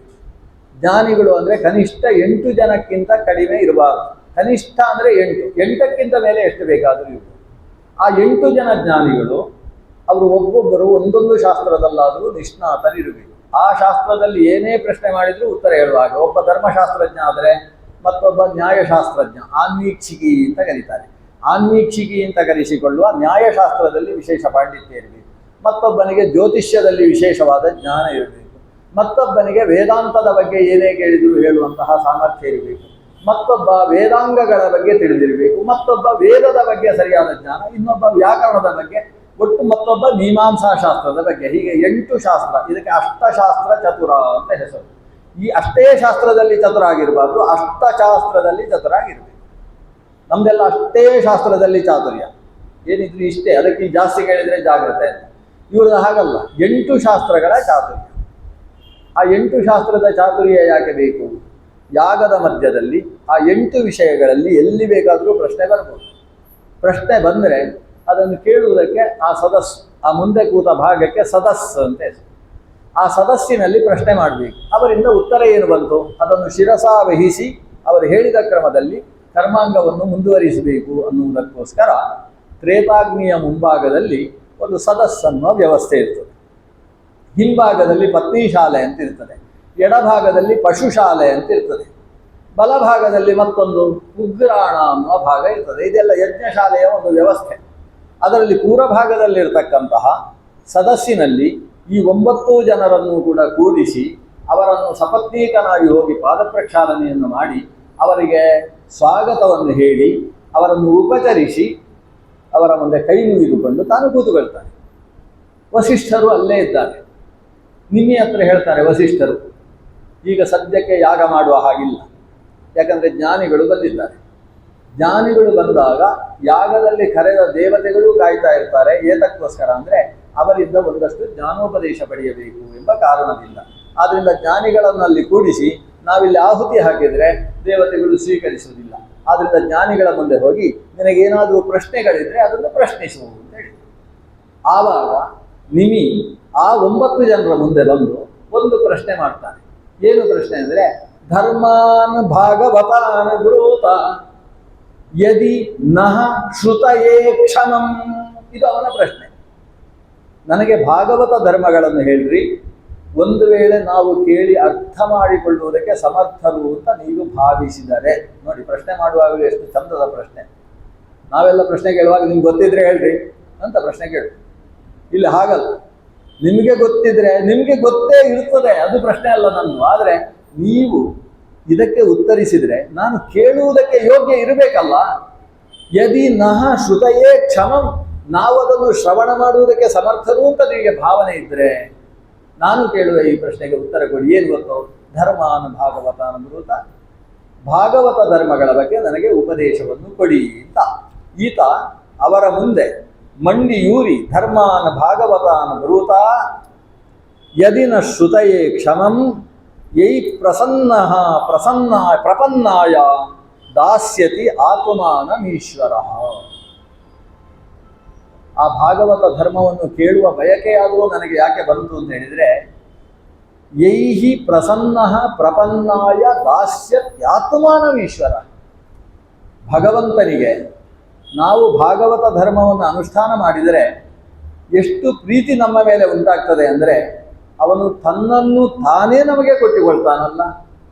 ಯೈಹಿ, ಯಾವ ಈ ಭಾಗವತ ಧರ್ಮಗಳ ಅನುಷ್ಠಾನದಿಂದ ಪ್ರಸನ್ನ ಸಂತುಷ್ಟನಾದಂತಹ ಭಗವಂತ ಪ್ರಪನ್ನಾಯ ಶರಣು ಹೊಂದಿದಂತಹ ನಮಗೆ ದಾಸ್ಯತಿ ಆತ್ಮಾನಂ ತನ್ನನ್ನೂ ಕೂಡ ಕೊಟ್ಟು ಬಿಡ್ತಾನೋ ಅಂತಹ ಈಶ್ವರನ ಬಗ್ಗೆ, ಆ ಭಗವಂತನ ಬಗ್ಗೆ ಧರ್ಮಗಳನ್ನು ನನಗೆ ತಿಳಿಸಿ. ಹಾಗಾದರೆ ಮೊದಲ ಪ್ರಶ್ನೆ ನಿಮಿ ಈ ಜಾಯಂತೆಯರ ಮುಂದೆ ಮಾಡಿತ್ತು. ನಾನು ಕೇಳುವುದಕ್ಕೆ ಸಮರ್ಥ ಅಂತ ನಿಮಗೆ ಅನಿಸುವುದಾದರೆ, ಅಥವಾ ನೀವು ಎಷ್ಟು ಹೇಳಿದರೆ ನನಗೆ ಅರಗೀತೋ ಅಷ್ಟು ವಿಷಯವನ್ನು ನನಗೆ ಭಾಗವತ ಧರ್ಮದ ಬಗ್ಗೆ ಹೇಳಿ. ಇಲ್ಲಿ ಭಾಗವತ ಧರ್ಮ ಅನ್ನೋದು ಪ್ರಮುಖವಾಯಿತು. ಭಾಗವತ ಧರ್ಮದ ಬಗ್ಗೆ ಭಾಗವತದಲ್ಲಿ ಇಲ್ಲಿಯ ತನಕ ಬರಲಿಲ್ಲ ಅಂತಿಲ್ಲ, ಬಹಳ ಬಾರಿ ಬಂದಿದೆ. 3ನೆಯ ಸ್ಕಂದದಲ್ಲಿ ಕಪಿಲನ ಮುಂದೆ ತಾಯಿಯಾದಂತಹ ದೇವಭೂತಿ ದೇವಿ ಭಾಗವತ ಧರ್ಮದ ಬಗ್ಗೆ ಪ್ರಶ್ನೆ ಕೇಳ್ತಾರೆ. ಭಾಗವತ ಯೋಗವನ್ನು ಹೇಳು ಅಂತ ಕೇಳ್ತಾರೆ. ಆವಾಗ 30 ಯೋಗಗಳನ್ನು, ಅದರಲ್ಲಿ ಪ್ರಧಾನ 25, ಪಂಚವಿಂಶತಿ ಮಹಾಯೋಗ ಮತ್ತು 5 ಯೋಗಗಳನ್ನು ಸೇರಿಸಿ ಒಟ್ಟು 30 ವೈಷ್ಣವ ಯೋಗ ಭಾಗವತ ಯೋಗವನ್ನು ಅಲ್ಲಿ ಉಪದೇಶ ಮಾಡಿದ್ದಾನೆ. ಭಾಗವತ ಧರ್ಮದ ಬಗ್ಗೆ ಈ ಹಿಂದೆ ದಶಮಸ್ಕಂದದಲ್ಲೂ ಕೂಡ ಶ್ರೀಕೃಷ್ಣ ಉಪದೇಶ ಮಾಡಿದ ಭಾಗ ಉಂಟು. ಗೋಪಿಯರಿಗೆ ಶ್ರೀಕೃಷ್ಣ ಭಾಗವತ ಧರ್ಮದ ಉಪದೇಶ ಮಾಡ್ತಾನೆ. ಭಾಗವತದಲ್ಲಿ ಅಲ್ಲಲ್ಲಿ ಭಾಗವತ ಧರ್ಮದ ಉಪದೇಶ ಇದೆ. ಆದರೆ ಈ ಜಾಯಂತೆಯರ ಮೂಲಕ ಬಂದ ಭಾಗವತ ಧರ್ಮದ ಉಪದೇಶ ಬಹಳ ಪ್ರಧಾನವಾದದ್ದು. ನಾರದ ಉವಾಚ ಏವಂತೆ ನಿಮಿನಾ ಪೃಷ್ಟಾ ವಸುದೇವ ಮಹತ್ತಮಾಃ ಪ್ರತಿಪೂಜ್ಯ ಬ್ರುವನ್ ಪ್ರೀತ್ಯ ಸಸದಸ್ಯರ್ತ್ವಿಜಂ ನೃಪಂ. ಇವರು ಕೇಳಿದ್ದು ಜಾಯಂತೆಯರ ಮುಂದೆ ಪ್ರಶ್ನೆ ಕೇಳಿದ್ರು. ಜಾಯಂತೆಯರ ಮುಂದೆ ನಿಮಿ ಪ್ರಶ್ನಿಸಿದ್ದಾನೆ ಅಂತ ವಸುದೇವನಿಗೆ ಹೇಳ್ತಾ ಇರುವುದು ನಾರದರು. ನಾರದರು ವಸುದೇವನಿಗೆ ಹೇಳ್ತಾರೆ, ವಸುದೇವ ಎಷ್ಟು ಆನಂದದ ವಿಷಯ ನೋಡು, ನಿಮಿ ಅನ್ನುವ ದೊಡ್ಡ ಜ್ಞಾನಿಯಾದ ರಾಜ ಇವರ ಮುಂದೆ ಭಾಗವತ ಧರ್ಮದ ಬಗ್ಗೆ ಪ್ರಶ್ನಿಸಿದಾಗ ಈ ಜಾಯಂತೆಯರು ಸುಮ್ಮನಿರಲಿಲ್ಲ, ಭಾರಿ ಖುಷಿಪಟ್ಟರು. ನಾವು ಬಂದಾಗ ನಮ್ಮಲ್ಲಿ ಇಂಥ ಒಂದು ಜ್ಞಾನದ ಬಗ್ಗೆ ಪ್ರಶ್ನೆ ಮಾಡ್ತಾನಲ್ವಾ ಅಂತ ಅವರಿಗೆ ಖುಷಿಯಾಯಿತು. ಖುಷಿಯಾಗಿ ಅವರು ಸದಸ್ಸಿನಲ್ಲಿರ್ತಕ್ಕಂತಹ ಬೇರೆ ಬೇರೆ ಜ್ಞಾನಿಗಳನ್ನೆಲ್ಲ ನೀವೆಲ್ಲ ಉತ್ತರ ಹೇಳುವಲ್ಲಿ ಸಮರ್ಥರಿದ್ದೀರಿ ಅಂತ ಅವರನ್ನು ಮೊದಲು ಪೂಜಿಸಿ ಅವರಿಗೆ ಪೂಜೆಯನ್ನು ಮಾಡಿ, ಅಂದರೆ ಇದಕ್ಕೆ ನಾವೇನು ಉತ್ತರ ಹೇಳಬೇಕು ಅಂತಿಲ್ಲ, ನಮಗಿಂತ ಮೊದಲೇ ಬಂದು ಯಾಗದ ಆರಂಭದಿಂದ ಕೂತಿರುವ ಈ ಸದಸ್ಯರು ಯಾರಿದ್ದಾರೆ, ಸದಸ್ಸಿನಲ್ಲಿ ಇರುವವರಿಗೆ ಸದಸ್ಯರು ಅಂತೆ. ಈ ಸದಸ್ಯರು ತಾವೆಲ್ಲ ಇದಕ್ಕೆ ಉತ್ತರ ಹೇಳ್ತಕ್ಕಂಥ ಸಮರ್ಥರು. ಅಷ್ಟೇ ಅಲ್ಲ, ಯಾಗದಲ್ಲಿ ತೊಡಗಿಸಿಕೊಂಡಿರ್ತಕ್ಕಂತಹ ಅಧ್ವರ್ಯುಗಳು, ಸಾಮಗರು, ಆಮೇಲೆ ಹೋತೃಗಳು, ಆ ಕಡೆಯಿಂದ ಯಜುರ್ವೇದಿಗಳಾಗಿರುವ ಅಧ್ವರ್ಯುಗಳು, ಇವರೆಲ್ಲ ಇದಕ್ಕೆ ಉತ್ತರ ಹೇಳುವುದಕ್ಕೆ ಸಮರ್ಥರೇ. ಆದರೆ ನಮಗೆ ಹೇಳಲಿಕ್ಕೆ ಇಷ್ಟ, ನಾವು ಹೇಳುವುದಕ್ಕೆ ನೀವು ಅನುಮತಿ ಕೊಡಬೇಕು ಅಂತ ಹೇಳಿ ಜಾಯಂತೆಯರು ಅದಕ್ಕೆ ಉತ್ತರ ಹೇಳುವುದಕ್ಕೆ ಪ್ರಾರಂಭಿಸಿದರು. ಎಲ್ಲ ಅವರನ್ನು ನೋಡಿ ನಾವು ಕಲಿಬೇಕಾದ ವಿಷಯಗಳು ಎಷ್ಟುಂಟು. ಈ ಜ್ಞಾನಿಗಳ ಮುಂದೆ ಮೊದಲಿದ್ದ ಸದಸ್ಯರು ಲೆಕ್ಕಕ್ಕೆ ಇಲ್ಲ, ಅವರೇನು ದೊಡ್ಡ ಜ್ಞಾನಿಗಳಲ್ಲ ಮೊದಲಿದ್ದವರು. ಹಾಗೆ ಅಂತೇಳಿ ನಾವು ನೋಡಿದರೆ ಅವರಿಗಿಂತ ದೊಡ್ಡ ಜ್ಞಾನಿ ಯಾರೂ ಇರಲಿಲ್ಲ. ಯಾಕಂದರೆ ಒಂದೊಂದು ಶಾಸ್ತ್ರದಲ್ಲಿ ಅದ್ಭುತ ಜ್ಞಾನವನ್ನು ಪಡೆದವರೇ ಇದ್ದದ್ದು ಮೊದಲಿದ್ದವರು. ಜಾಯಂತೆಯರೆಂಬಂತಹ ಜ್ಞಾನಿಗಳು ಬಂದಾಗ ಅಲ್ಲಿದ್ದ ಮೊದಲ ಜ್ಞಾನಿಗಳು ಯಾರಿದ್ದಾರೆ ಅವರೆಲ್ಲ ಸೂರ್ಯನ ಮುಂದೆ ಮಿಣುಕು ಹುಳದ ಹಾಗೆ ಆದರಂತೆ. ಅಂದರೆ ಇವರ ಜ್ಞಾನ ಸೂರ್ಯನ ಹಾಗೆ, ಅವರ ಬೆಳಕು ಅದು ಮಿಣುಕು ಹುಳದ ಹಾಗೆ. ಹಾಗಾದರೆ ನಾವು ಯಾರನ್ನು ಮಹಾಜ್ಞಾನಿಗಳು ಅಂತ ತಿಳ್ಕೊಂಡಿದ್ದೇವೋ ಅವರು ಸೂರ್ಯನ ಮುಂದೆ ಮಿಣುಕು ಹುಳದ ಹಾಗೆ ಚಿಕ್ಕ ಜ್ಞಾನಿಗಳಾದರು. ಅಂದರೆ ಈ 9 ಜನ ಜಾಯಂತೆಯರು ಅವರು ಕವಿ ಹರಿ ಅಂತರಿಕ್ಷ ಅನ್ನೋ ಹೆಸರು ಇಟ್ಟುಕೊಂಡದ್ರಲ್ಲಿ ಯಾವ ಅತಿಶಯೋಕ್ತಿ ಇಲ್ಲ, ಅಷ್ಟು ಅನರ್ಥವಾದ ನಾಮಧೇಯ ಬರುತ್ತೆ. ಅಂಥ ಜ್ಞಾನಿಗಳು, ಆ ಜ್ಞಾನಿಗಳು ನಾವು ಉತ್ತರ ಹೇಳ್ತೇವೆ. ಯಾಕೆ? ಇವರಿಗೆ ಗೊತ್ತಿಲ್ಲ ಅಂತ ನಾವು ಉತ್ತರ ಹೇಳುವುದಲ್ಲ, ಅವರೆಲ್ಲ ಹೇಳಲು ಸಮರ್ಥರು, ನಮಗೆ ಹೇಳಬೇಕು ಅಂತ ತುಡಿತ, ಅದಕ್ಕೆ ನಾವು ಉತ್ತರ ಹೇಳ್ತೇವೆ ಅಂತಾರೆ. ಎಂಥ ವಿನಯ! ವಿದ್ಯಾ ದದಾತಿ ವಿನಯಂ ಅನ್ನುವುದಕ್ಕೆ ಇದು ಪ್ರಮುಖ ದೃಷ್ಟಾಂತ. ನಾವು ಭಾಗವತ ಓದುವುದು ಇದಕ್ಕೋಸ್ಕರ. ನಾವು ದೊಡ್ಡ ಜ್ಞಾನಿಗಳಿರ್ಬೋದು, ಆದರೆ ಈ ಜ್ಞಾನ ಎಷ್ಟು ಚಿಕ್ಕದು ಅಂತ ಗೊತ್ತಾಗೋದು ಜ್ಞಾನ ಜಾಸ್ತಿ ಆಗ್ತಾ ಹೋದಾಗ. ತಿಳಿದಷ್ಟು ತಿಳಿಯದೇ ಇದ್ದದ್ದು ಅನಂತ ಅಂತ ಅರ್ಥ ಆಗುವುದಕ್ಕೆ ಶುರುವಾಗ್ತದೆ. ಪೂರ್ಣಸ್ಯ ಪೂರ್ಣಮಾದಾಯ ಪೂರ್ಣಮೇವ ಅವಶಿಷ್ಯತೆ. ಅನಂತದ ಬಗ್ಗೆ ಅನಂತದಷ್ಟು ತಿಳಿದರೂ ತಿಳಿಯದೇ ಇದ್ದದ್ದು ಅನಂತದಷ್ಟೇ ಉಳಿದಿರ್ತದೆ ಅನ್ನುವುದು. ಆ ಭಗವಂತನ ಬಗ್ಗೆ ಇವನು ಪ್ರಶ್ನಿಸಿದ್ದಾನೆ. ಪ್ರಶ್ನಿಸಿದ್ದಕ್ಕೆ ಉತ್ತರ ಹೇಳುವುದಕ್ಕೆ ಎಲ್ಲರಿಗೂ ಒಂದಷ್ಟು ಗೊತ್ತಿರ್ತದೆ, ಆದರೆ ನಮಗೆ ಉತ್ತರ ಹೇಳಬೇಕು ಅಂತ ಆಸೆಯಾಗಿದೆ. ಎರಡನೇ ಕಾರಣ ಇದೆ ನಾವೇ ಉತ್ತರ ಹೇಳುವುದಕ್ಕೆ. ಅವನು ನಮ್ಮ ಹತ್ರ ಬಂದು ಧರ್ಮಾನು ಭಾಗವತಾನುಬ್ರೂತ, ನಮಗೆ ಭಾಗವತ ಧರ್ಮವನ್ನು ಹೇಳ್ರಪ್ಪ ಅಂತ ಕೇಳ್ತಾ ಇದ್ದಾನೆ. ಆದ್ದರಿಂದ ನಾವು ಹೇಳ್ತೇವೆ. ಸರಿ, ಈಗ ನಾವು ಹೇಳ್ತೇವೆ ಅಂತ ಹೇಳಿದ್ರು ಸಮಸ್ಯೆ ಉಂಟು. ಯಾಕೆಂತ ಹೇಳಿದರೆ ಇವರು ಒಟ್ಟಿರುವುದು 9 ಜನ. 9 ಜನ ಒಟ್ಟಿಗೆ ಹೇಳಲಿಕ್ಕೆ ಶುರು ಮಾಡಿದರೆ ಒಂದು ಅರ್ಥ ಆಗ್ಲಿಕ್ಕೆ ಸಾಧ್ಯ ಇಲ್ಲ. ಯಾವತ್ತು ಉಪನ್ಯಾಸ ಒಬ್ಬರು ಮಾಡಬೇಕು, ಉಳಿದವರೆಲ್ಲ ಕೇಳಬೇಕು. ಕೇಳುವುದಕ್ಕೆ ಬಂದವರೆಲ್ಲ ಈ ಆಚಾರ್ಯಗಿಂತ ನನಗೆ ಜಾಸ್ತಿ ಗೊತ್ತಿದೆ ಅಂತ ಎಲ್ಲರೂ ಉಪನ್ಯಾಸ ಶುರು ಮಾಡಿದರೆ ಹೇಗಿರ್ತದೆ? ಒಂದು ಅರ್ಥ ಆಗುವುದಕ್ಕೆ ಸಾಧ್ಯ ಇಲ್ವಲ್ಲ. ಹಾಗೆ ಇಲ್ಲಿ 9 ಜನ ಹೇಳಿದ್ರೇನು, ನಾವು ಧರ್ಮವನ್ನು ಈಗ ಹೇಳುವುದಕ್ಕೆ ಶುರು ಮಾಡ್ತೇವೆ ಅಂತ ಹೇಳಿದರು. ಆದರೆ ಹೇಳಿದ್ದು ಮಾತ್ರ ಒಬ್ಬನೇ. ಕವಿರುವಾಚ, ಮೊದಲ ಪ್ರಶ್ನೆಗೆ ಕವಿ ತಾನು ಉತ್ತರ ಕೊಡ್ತಾನೆ. ಒಂದು ಶಿಸ್ತುಬದ್ಧವಾದ ಕ್ರಮ.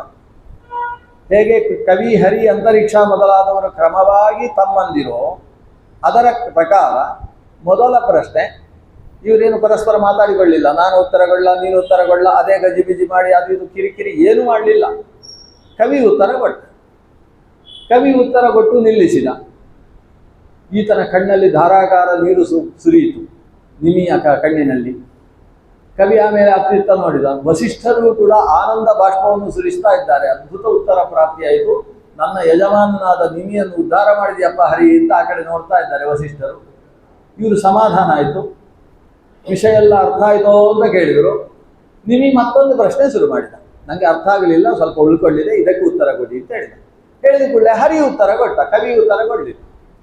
ಹೀಗೆ 9 ಪ್ರಶ್ನೆಗಳನ್ನು ಮಾಡಿದ ನಿಮಿ. 9 ಪ್ರಶ್ನೆಗೆ ಎರಡನೇ ಪ್ರಶ್ನೆಗೆ ಎರಡನೆಯವನೇ ಉತ್ತರಿಸಿದನೇ ಹೊರತು ಮೊದಲನೆಯವನು ಅಲ್ಲ, ಮೂರನೆಯವನು ಅಲ್ಲ. ಈ ರೀತಿಯ ಒಂದು ಶಿಸ್ತುಬದ್ಧತೆಯಿಂದ ಆ 9 ಜನ ಜಾಯಂತೆಯರು ಏನು ಅವತ್ತು ಉಸಿರಿದ್ದಾರೆ ಅದಕ್ಕೆ ಜಾಯಂತಿಯೋಪಾಖ್ಯಾನ ಅಂತ ಹೆಸರು. ಈಗ ಮೊದಲ ಪ್ರಶ್ನೆಗೆ ಉತ್ತರ, ಭಾಗವತ ಧರ್ಮ ಹೇಳು ಅಂತ ಹೇಳಿದ್ರೆ, ಮನ್ಯೇ ಕುತಶ್ಚಿತ್ ಭಯಮಚ್ಯುತಸ್ಯ ಪಾದಾಂಬುಜೋಪಾಸನ ಮಾತ್ರ ನಿತ್ಯಂ ಉದ್ವಿಗ್ನ ಬುದ್ಧೇ ಅಸದಾತ್ಮ ಭಾವಾತ್ ವಿಶ್ವಾತ್ಮನ ಯತ್ರ ನಿವರ್ತತೆ ಭೀಹಿ. ಮೊದಲ ಭಾಗವತ ಧರ್ಮ ಏನೆಂದರೆ ಟೆನ್ಷನ್ ಮಾಡಿಕೊಳ್ಳಬಾರದು. ತುಂಬ ಕಷ್ಟದ ಹೇಳಿದ್ದಾರೆ ಮೊದಲ ಭಾಗವತ. ಅಸದಾತ್ಮ ಭಾವಾತ್ ಉದ್ವಿಗ್ನ ಬುದ್ಧೇ, ಉದ್ವೇಗ ಉದ್ವಿಗ್ನತೆ ಅಂದರೆ ಟೆನ್ಷನ್ ಅಂತ ಅರ್ಥ. ಕನ್ನಡದಲ್ಲಿ ಅದನ್ನು ಉದ್ವೇಗ ಅಂತ ಕರೀತಾರೆ, ತಲ್ಲಣ ಆಗೋದು ಅಂತ ಕರೀತಾರೆ. ಒಂದು ರೀತಿಯಲ್ಲಿ ಅಶಾಂತಿ, ಮಾನಸಿಕವಾದ ಅಶಾಂತಿಯನ್ನು ಉದ್ವೇಗ ಅಂತ ಕರೀತಾರೆ. ಈ ಉದ್ವಿಗ್ನ ಬುದ್ಧಿ ಮನುಷ್ಯ ಏನಾಗಿದ್ದಾನೆ ಅಂದರೆ ಉದ್ವಿಗ್ನ ಬುದ್ಧಿಯಾಗಿದ್ದಾನೆ. ಅವನಿಗೆ ನಿರಂತರ ಉದ್ವೇಗ. ಊಟ ಮಾಡುವಾಗಲೂ ಕೂಡ ಎಷ್ಟೊತ್ತಿಗೆ ಮುಗಿಸ್ತೇನೆ ಅಂತ, ಊಟಕ್ಕೆ ಶುರು ಮಾಡುವಾಗ ಎಷ್ಟೊತ್ತಿಗೆ ಊಟ ಮಾಡ್ತಾನೆ, ಒಟ್ಟು ಒಂದು ಉದ್ವೇಗ ಬಿಟ್ಟವನ ಕೆಲಸ ಇತ್ತು. ಇವತ್ತು ಕೆಲವು ಮಕ್ಕಳನ್ನು ನೋಡ್ತೇವೆ, ಶಾಲೆಯಿಂದ ಬರುವಾಗಲೂ ಉದ್ವೇಗ, ಹೋಗುವಾಗಲೂ ಉದ್ವೇಗ. ಅವರಿಗೆ ಮಾತ್ರ ಉದ್ವೇಗ ಅಲ್ಲ, ಅಪ್ಪ ಅಮ್ಮನಿಗೂ ಉದ್ವೇಗ. ಅವನ ಪಾದಕ್ಕೆ ರಕ್ಷೆ ಹಾಕಬೇಕು ಅಂತ ಅಮ್ಮನಿಗೂ ಉದ್ವೇಗ. ಇವನು ಕಾಲು ಎಳ್ಕೊಂಡು ಹೋಗ್ತಾ ಇರ್ತಾನೆ, ಕಾಲು ಎಳೆದು ಹಿಡಿದು ಅದಕ್ಕೊಂದು ಪಾದರಕ್ಷೆಯನ್ನು ಸಿಕ್ಕಿಸ್ತಾಳೆ. ಅದು ಎಡಗಾಲಿದ್ದು ಬಲಗಾಲಿಗೆ ಹಾಕ್ತಾಳೆ, ಬಲಗಾಲಿದ್ದು ಎಡಗಾಲಿಗೆ. ಅಷ್ಟು ಟೆನ್ಷನ್ ಇವನಿಗೆ, ಎಡವಟ್ಟು. ಅದು ಹೇಳ್ತಾರಲ್ಲ, ಮಗು ಪಾಪ ಜಾರಿ ಬೀಳ್ತಾ ಉಂಟಂತೆ, ಶಾಲೆಗೆ ಹೊರಟಿದೆ, ಅಲ್ಲಿ ವ್ಯಾನ್ ಬಂದಿದೆ, ಇದು ನಡೆಯುತ್ತೆ, ಮೆಟ್ಲಲ್ಲೇ ಜಾರಿ ಬಿತ್ತು. ಅಯ್ಯೋ ಮಗು ಹೀಗಾಯಿತು ಅಂತ ಹೋಗಿ ಎಬ್ಬಿಸಿ ತಲೆ ನೋಯ ಏನಾಗಲಿಲ್ಲ ಪುಣ್ಯಕ್ಕೆ ಅಂತ ಭಾರಿ ಖುಷಿಪಟ್ಟು ಮುಂದಕ್ಕೆ ಹೋದರೆ ಮುಂದಿನ ಮೆಟ್ಲಲ್ಲಿ ಮತ್ತೆ ಎಡವಿಟ್ಟು ಮಗು. ಏನೂ ಸಮಸ್ಯೆ ಇದೆ ಅಂತೇಳಿ ವೈದ್ಯರಿಗೆ, ಫ್ಯಾಮಿಲಿ ಡಾಕ್ಟರ್ ಅಂತ ಇರ್ತಾರಲ್ಲ, ಫೋನ್ ಮಾಡಿದ್ದ. ಓಡಿ ಬಂದರು ಮಗುವಿಗೆ ಏನಾಯಿತು ಅಂತ. ನೋಡಿದರೆ ಚಡ್ಡಿ ಹಾಕುವಾಗ ಆ ಕಡೆ ಎರಡು ಕಾಲನ್ನು ಒಂದೇ ಕಾಲಿಗೆ ಹಾಕಿದ್ದಿಲ್ಲ. ಈ ಉದ್ವೇಗದ ಸ್ಥಿತಿ ಹೀಗೆ. ಉದ್ವೇಗ ಅನ್ನೋದು ಮನುಷ್ಯನದ್ದು. ಉದ್ವೇಗದ ಪ್ರಯೋಜನ ಏನು ಅಂದರೆ ಮತ್ತೊಂದು ಉದ್ವೇಗಕ್ಕೆ ಅದು ಕಾರಣ. ಶ್ರಮಸ್ತಸ್ಯ ಶ್ರಮಫಲ ಶ್ರಮ ಏವ ಹಿ ಕೇವಲ ಅಂತ ವ್ಯಾಸರೇ ಹೇಳ್ತಾರೆ. ಅದು ಮತ್ತೆ ಒಂದು ಉದ್ವೇಗ ಉಂಟಾಯಿತು ಅಂದರೆ ಅದು ಎರಡನೇ ಉದ್ವೇಗಕ್ಕೆ ಹೇತುವಾಗ್ತದೆ. ಒಂದು ಉತ್ತಮವಾದ ಪರೀಕ್ಷೆಯನ್ನು ಬರೆಯುವುದಕ್ಕೆ ಒಬ್ಬ ವಿದ್ಯಾರ್ಥಿ ಹೋದಾಗ ಮೊದಲನೇ ಪ್ರಶ್ನೆ ಅರ್ಥ ಆಗಲಿಲ್ಲ ಅಂದರೆ ಎರಡನೇ ಪ್ರಶ್ನೆ ಗೊತ್ತಿದ್ರೂ ಉತ್ತರ ಬರೆಯುವುದಕ್ಕಾಗುವುದಿಲ್ಲ. ಯಾಕಂದರೆ ಮೊದಲ ಪ್ರಶ್ನೆ ನೋಡಿದಾಗ ಟೆನ್ಷನ್ ಪ್ರಾರಂಭ ಆಯಿತು. ಇನ್ನು ಉಳಿದದ್ದೆಲ್ಲ ಆ ಪತ್ರಿಕೆಯನ್ನು ಕೈ ಹಿಡಿದ್ರೆ ಕೈಯ ಬೆವರಿನಿಂದ ಪತ್ರಿಕೆ ಒದ್ದೆ ಮಾಡಿ ಬರ್ತಾನೆ ಹೊರತು ಅವನು ಸರಿಯಾಗಿ ಬರೆಯುವುದಕ್ಕೆ ಆಗುವುದಿಲ್ಲ. ಆದ್ದರಿಂದ ಅಂಥವನಿಗೆ ಪ್ರಾಣಾಯಾಮದ ಉಪದೇಶ ಕೊಡು ಅಂತ ವೇದವ್ಯಾಸರು ಹೇಳ್ತಾರೆ. ಪ್ರಾಣಾಯಾಮ ಹೇಳಿಕೊಡು. ಉದ್ವೇಗವನ್ನು ತಡೆಯುವುದಕ್ಕಿರುವ ಮುಖ್ಯವಾದಂತಹ ಮಾರ್ಗ ಅಂದರೆ ಪ್ರಾಣಾಯಾಮ. ಪ್ರಾಣಾಯಾಮ ಮಾತ್ರ ಅಲ್ಲ, ದಿವಸಕ್ಕೆ ಇಷ್ಟು ಹೊತ್ತಾದರೂ ಭಗವಂತನ ಚಿಂತನೆ. ಭಗವಂತನ ಚಿಂತನೆಯಲ್ಲಿ ನೀನು ಒಂದಷ್ಟು ಹೊತ್ತು ಕಳೆದಿದ್ದಾದರೆ ಆ ಉಂಟಾದ ಭಗವಂತನ ಧ್ಯಾನದ ಶಕ್ತಿ ಅಂದರೆ ಚಾರ್ಜ್ ಆಯ್ತಲ್ವ, ಇದರಿಂದಾಗಿ ದಿನಪೂರ್ತಿ ಉದ್ವೇಗರಹಿತವಾದ ಜೀವನವನ್ನು ನಡೆಸುವುದಕ್ಕೆ ಸಾಧ್ಯವಾಗ್ತದೆ. ಅದು ಎಂಥ ಆಕಾಶವೇ ಮುರಿದು ತಲೆಯ ಮೇಲೆ ಬಿದ್ದು ತಲೆ ಹೋಳಾಗ್ತದೆ ಅನ್ನುವ ಸ್ಥಿತಿ ಬಂದರೂ ಈತ ಆಗುವುದಾದರೆ ಆಗಿಯೇ ಆಗ್ತದೆ. ನಮ್ಮ ಜನಕರಾಜ, ಈಗ ನಿಮಿಯ ಬಗ್ಗೆ ಹೇಳುವುದಾದರೆ, ಈ ಉಪದೇಶವನ್ನು ಪಡಿತಾನೆ ಅವ ಇವನಿಂದ, ಹರಿಯಿಂದ, ಕವಿಯಿಂದ. ಉಪದೇಶದ ನಂತರ ಅವನ ಸ್ಥಿತಿ ಹೇಗಿತ್ತು ಅಂದರೆ ಅವನನ್ನು ಪರೀಕ್ಷೆ ಮಾಡಲಿಕ್ಕೆ ಒಬ್ಬ ದೇವದೂತ ಬರ್ತಾನೆ. ದೇವದೂತ ಯಾರು? ಅಗ್ನಿಪುರುಷ, ಸಾಕ್ಷಾತ್ ಅಗ್ನಿಯೇ ಅವನನ್ನು ಪರೀಕ್ಷೆ ಮಾಡುವುದಕ್ಕೆ ಬರ್ತಾನೆ. ಅಗ್ನಿ ಅಂದರೆ ಸಾಮಾನ್ಯ ಅಲ್ಲ, ಅವನು ನಮ್ಮ ಮಾತನಾಡುವ ಇಂದ್ರಿಯದ ಅಭಿಮಾನಿ, ಅಂದರೆ ಮಾತಿಗೆ ನಿಯಾಮಕ. ಅವ ಮಾತು ಎತ್ತಿದ ಅಂತ ಹೇಳಿದ್ರೆ ಉಳಿದವರೆಲ್ಲ ಬಾಯಿ ಮುಚ್ಚಿ ಕಿವಿ ತೆರೆದು ಕೂತ್ಕೊಳ್ತಾರೆ, ಅಷ್ಟು ಚಂದದ ಮಾತುಗಾರ ಅಗ್ನಿ. ಯಜ್ಞದಲ್ಲಿ ಹವಿಸ್ಸುಗಳನ್ನು ದೇವತೆಗಳ ಬಾಯಿಗೆ ತಲುಪಿಸುವ ಕಾರಣದಿಂದ ದೇವತೆಗಳ ಬಾಯಿ ಅಗ್ನಿಮುಖ, ದೇವಮುಖ ಅಂತವನಿಗೆ ಹೆಸರು. ಅಂತಹ ಅಗ್ನಿದೇವನೇ ಪರೀಕ್ಷೆಗೆ ಬಂದ. ಬರುವಾಗ ತಾನು ಅಗ್ನಿಯ ಜ್ವಾಲೆಯನ್ನು ತಾನು ತೋರಿಸಿ ಇವನ ಒಂದು ಸದಸ್ಸನ್ನು ಸುಡುವುದಕ್ಕೆ ಶುರು ಮಾಡಿದ. ಅಲ್ಲಿಂದ ಮಂತ್ರಿಗಳೆಲ್ಲ ಓಡಿ ಬಂದು ಇವನು ತತ್ವ ಜಿಜ್ಞಾಸೆಯನ್ನು ಮಾಡ್ತಾ ಇದ್ದಾನೆ, ಧ್ಯಾನ ಮಾಡ್ತಾ ಇದ್ದಾನೆ. ಅವನಿಗೆ ಬಂದು ಹೇಳಿದರು, ರಾಜನ್, ನಮ್ಮ ಅರಮನೆಗೆ ಬೆಂಕಿ ಬಿದ್ದಿದೆ. ಇವ ಹೇಳ್ತಾನೆ, ಅರಮನೆಗಲ್ವಾ, ನಂಗಲ್ಲಲ್ವಾ ಅಂತ ಹೇಳ್ತಾನೆ. ಆಮೇಲೆ ಬೆಂಕಿ ಮುಂದಕ್ಕೆ ಬಂತಂತೆ. ಸದಸ್ಯನಿಂದ ಇವ ಎಲ್ಲಿ ಚರ್ಚೆ ಮಾಡ್ತಾ ಇದ್ದಾನೆ ಆ ಭವನಿಗೆ ಬೆಂಕಿ ಬಿತ್ತು. ಬೆಂಕಿ ಬಿದ್ದಾಗ ಬೆಂಕಿಯೇ ಇವನ ಮುಂದೆ ಬರ್ತಾನೆ, ಅಗ್ನಿಯೇ ಬಂದರೆ ಅದು ಬಿದ್ದದ್ದು ನಮ್ಮ ಮನೆಗಲ್ವಾ, ನನಗಲ್ವಲ್ಲ ಅಂತ ಹೇಳ್ತಾನೆ. ಆಮೇಲೆ ಬೆಂಕಿ ಇವನ ಶರೀರಕ್ಕೆ ತಾಗಿತು. ಈಗ ಅಗ್ನಿ ಹೇಳಿತು, ನೋಡು ಅಗ್ನಿ ಬೀಳ್ತಾ ಇದೆ, ಆಡಿಸುವುದಕ್ಕೆ ಹೇಳು ನಿನ್ನವರಿಗೆ ಅಂತ. ನನ್ನ ನಮೇ ಕಿಂಚನ ಧಕ್ಯದೆ, ಇವನ ಮಾತು ಇಷ್ಟೇ, ನಮೇ ಕಿಂಚನ ಧಕ್ಯದೆ, ನನ್ನೇನು ಸುಟ್ಟು ಹೋಗ್ತಾ ಇದೆ, ಏನು ನನ್ನನ್ನು ಸುಡುವುದಕ್ಕೆ ಯಾರಿಂದ ಸಾಧ್ಯ? ನೈನಂ ದಹತಿ ಪಾವಕ, ಬೆಂಕಿಯೂ ಕೂಡ ಈತನನ್ನು ಸುಡುವುದಕ್ಕೆ ಸಾಧ್ಯ ಇಲ್ಲ. ಇದು ಈ ತತ್ವಜ್ಞಾನ ಉಂಟಲ್ಲ, ಅಂದ್ರೆ ಎಲ್ಲವೂ ನನ್ನದಲ್ಲ ಅಂತೆ ಏನು ನಡೆದರೂ ಕೂಡ ಉದ್ವೇಗ ಇಲ್ಲದೆ ಇಂಥವನು ಮಾತ್ರ ರಾಜ ಆಗಬಾರ್ದು. ಇಂಥವರು ರಾಜ ಆದರೆ ಊರೆಲ್ಲವನ್ನು ಕಿತ್ತುಕೊಂಡು ಇನ್ನೊಬ್ಬರು ಹೋಗ್ತಾರೆ. ಅದಕ್ಕೋಸ್ಕರ ಜನಕ ರಾಜ್ಯದ ಎಲ್ಲ ಭಾರವನ್ನು ತನ್ನ ಅಮಾತ್ಯರ ಮೇಲೆ ಬಿಟ್ಟು ತಾನು ಸಂಪೂರ್ಣವಾಗಿ ಯಾಜ್ಞವಲ್ಕ್ಯ ಮೊದಲಾದಂತಹ ಮಹಾಜ್ಞಾನಿಗಳ ಜೊತೆಗೆ ತತ್ವ ಜಿಜ್ಞಾಸದಲ್ಲಿ ತೊಡಗಿದ್ದ. ಇವನೇ ನಿಮಿ ಅಂತಕ್ಕಂತಹ ಜನಕ. ಅಂತಹ ನಿಮಿ ಈಗ ಪಡಿತಾ ಇರುವ ಉಪದೇಶ ಅದು ಉದ್ವಿಗ್ನ ಬುದ್ಧೇ ಅಸದಾತ್ಮ ಭಾವಾತ್. ಮೊದಲು ಉದ್ವೇಗವನ್ನು ಬಿಡಬೇಕು. ಉದ್ವೇಗವನ್ನು ಬಿಡಬೇಕು ಅಂತಾದರೆ ಉದ್ವೇಗಕ್ಕೆ ಕಾರಣ ಯಾವುದು ಅಂತ ತಿಳ್ಕೊಳ್ಬೇಕು. ಉದ್ವೇಗಕ್ಕೆ ಕಾರಣ ಯಾವುದು ಗೊತ್ತೋ? ಅಸದಾತ್ಮ ಭಾವ. ಯಾವುದು ನಿಜವಾಗಿ ಆತ್ಮವಲ್ಲವೋ ಅದರಲ್ಲಿ ಆತ್ಮವೆಂಬ ಭಾವ, ಇದಕ್ಕೆ ಅಸದಾತ್ಮ ಭಾವ ಅಂತ ಹೆಸರು. ಆತ್ಮ ಯಾವುದು? ನಾನು ಆತ್ಮ ಇದ್ದೇನೆ. ಮತ್ತೆ ಯಾವುದು ಆತ್ಮ ಅಲ್ಲ? ಈ ಶರೀರ ಆತ್ಮ ಅಲ್ಲ. ಆತ್ಮವಲ್ಲದೇ ಇದ್ದ ಶರೀರದಲ್ಲಿ ಇವನಿಗೆ ಆತ್ಮಭಾವ ಇದೆ. ನಾನು ಬೆಳ್ಳಗಿದ್ದೇನೆ, ನಾನು ದಪ್ಪಗಿದ್ದೇನೆ, ನಾನು ಸುಂದರನಾಗಿದ್ದೇನೆ. ಆತ್ಮ ಸುಂದರವಾಗಿದೆಯಾ? ಆತ್ಮ ಬೆಳ್ಳಗಿದೆಯಾ? ಆತ್ಮ ದಪ್ಪಗಿದೆಯಾ? ದಪ್ಪಗಿರುವುದು ಶರೀರ, ಬೆಳ್ಳಗಿರುವುದು ಶರೀರ, ಸುಂದರವಾಗಿರುವುದು ಶರೀರ, ಆತ್ಮ ಅಲ್ಲ. ಆತ್ಮ ಹೇಗಿದೆ ಅಂತ ಇವನಿಗೆ ಗೊತ್ತೇ ಇಲ್ಲ. ಗೊತ್ತಿರುವುದು ಶರೀರ ಹೇಗಿದೆ ಅನ್ನುವುದನ್ನು ಕನ್ನಡಿಯಲ್ಲಿ ನೋಡಿದ್ದಾನೆ. ಅದನ್ನ ಕನ್ನಡಿಯಲ್ಲಿ ನೋಡಿದ ತನ್ನ ಶರೀರವನ್ನು ನಾನು ಅಂತ ತಿಳಿದುಕೊಂಡು ಆತ ಶರೀರಕ್ಕೆ ಬೇಕಾದದ್ದೆಲ್ಲ ನನಗೆ ಬೇಕು ಅಂತ ತಪ್ಪು ಕಲ್ಪನೆಯಲ್ಲಿ ಬಿದ್ದಿದ್ದಾನೆ. ಶರೀರಕ್ಕೆ ಬೇಕಾದದ್ದೆಲ್ಲ ಆತ್ಮಕ್ಕೆ ಬೇಕಾಗಿರುವುದಿಲ್ಲ. ಕೆಲವೊಂದು ಬೇಕಾಗ್ತದೆ. ದ್ವಾದಶಿಯ ದಿವಸ ಬೆಳಗ್ಗೆ ಭಗವಂತನಿಗೆ ನಿವೇದನೆ ಮಾಡಿದ ಅಪೂಪ ಭಕ್ಷ್ಯ ಅದು ಆತ್ಮಕ್ಕೆ ಬೇಕು, ಶರೀರಕ್ಕೂ ಬೇಕು. ಯಾಕಂದರೆ ಭಗವನ್ ನಿವೇದಿತವಾದ ಅನ್ನವನ್ನು ಉಂಡ್ರೆ ಅದಕ್ಕೆ ಪುಣ್ಯ. ನೈವೇದ್ಯ ಶೇಷಂ ತುಳಸಿ ವಿಮಿಶ್ರಿತಂ ವಿಶೇಷತಃ ಪಾದಜಲೇನ ಸಿಕ್ತಂ ಯೋಷ್ಣಾತಿ ನಿತ್ಯಂ ಪುರತೋ ಮುರಾರೇಹೇ ಪ್ರಾಪ್ನೋತಿ ಯಜ್ಞಾಯುತ ಕೋಟಿ ಪುಣ್ಯಂ. ಭಗವನ್ ನಿವೇದಿತವಾದ ಭಗವಂತನ ತೀರ್ಥ ಜಲದಿಂದ ಪ್ರೋಕ್ಷಿತವಾದಂತಹ ಭಗವಂತನ ನೈವೇದ್ಯವನ್ನು ಭಗವಂತ ಪ್ರೀತನಾಗಲಿ ಅಂತ ಹೇಳಿ ತಾನು ಭೋಜನ ಮಾಡಿದರೆ ಅವನಿಗೆ 1,00,000 ಯಾಗ ಮಾಡಿದ ಪುಣ್ಯ ಉಂಟು ಅಂತ ಪುರಾಣ ಹೇಳ್ತದೆ. ಪುಣ್ಯ ಇದೆ, ಭೋಜನಕ್ಕೂ ಪುಣ್ಯ ಇದೆ. ಆದರೆ ಏಕಾದಶಿಯ ದಿವಸವೂ ರಾತ್ರಿ ಇವನಿಗೆ 7 ಗಂಟೆ ಆದಾಗ ಹಸಿವು ಸುರಾಗ್ತದೆ.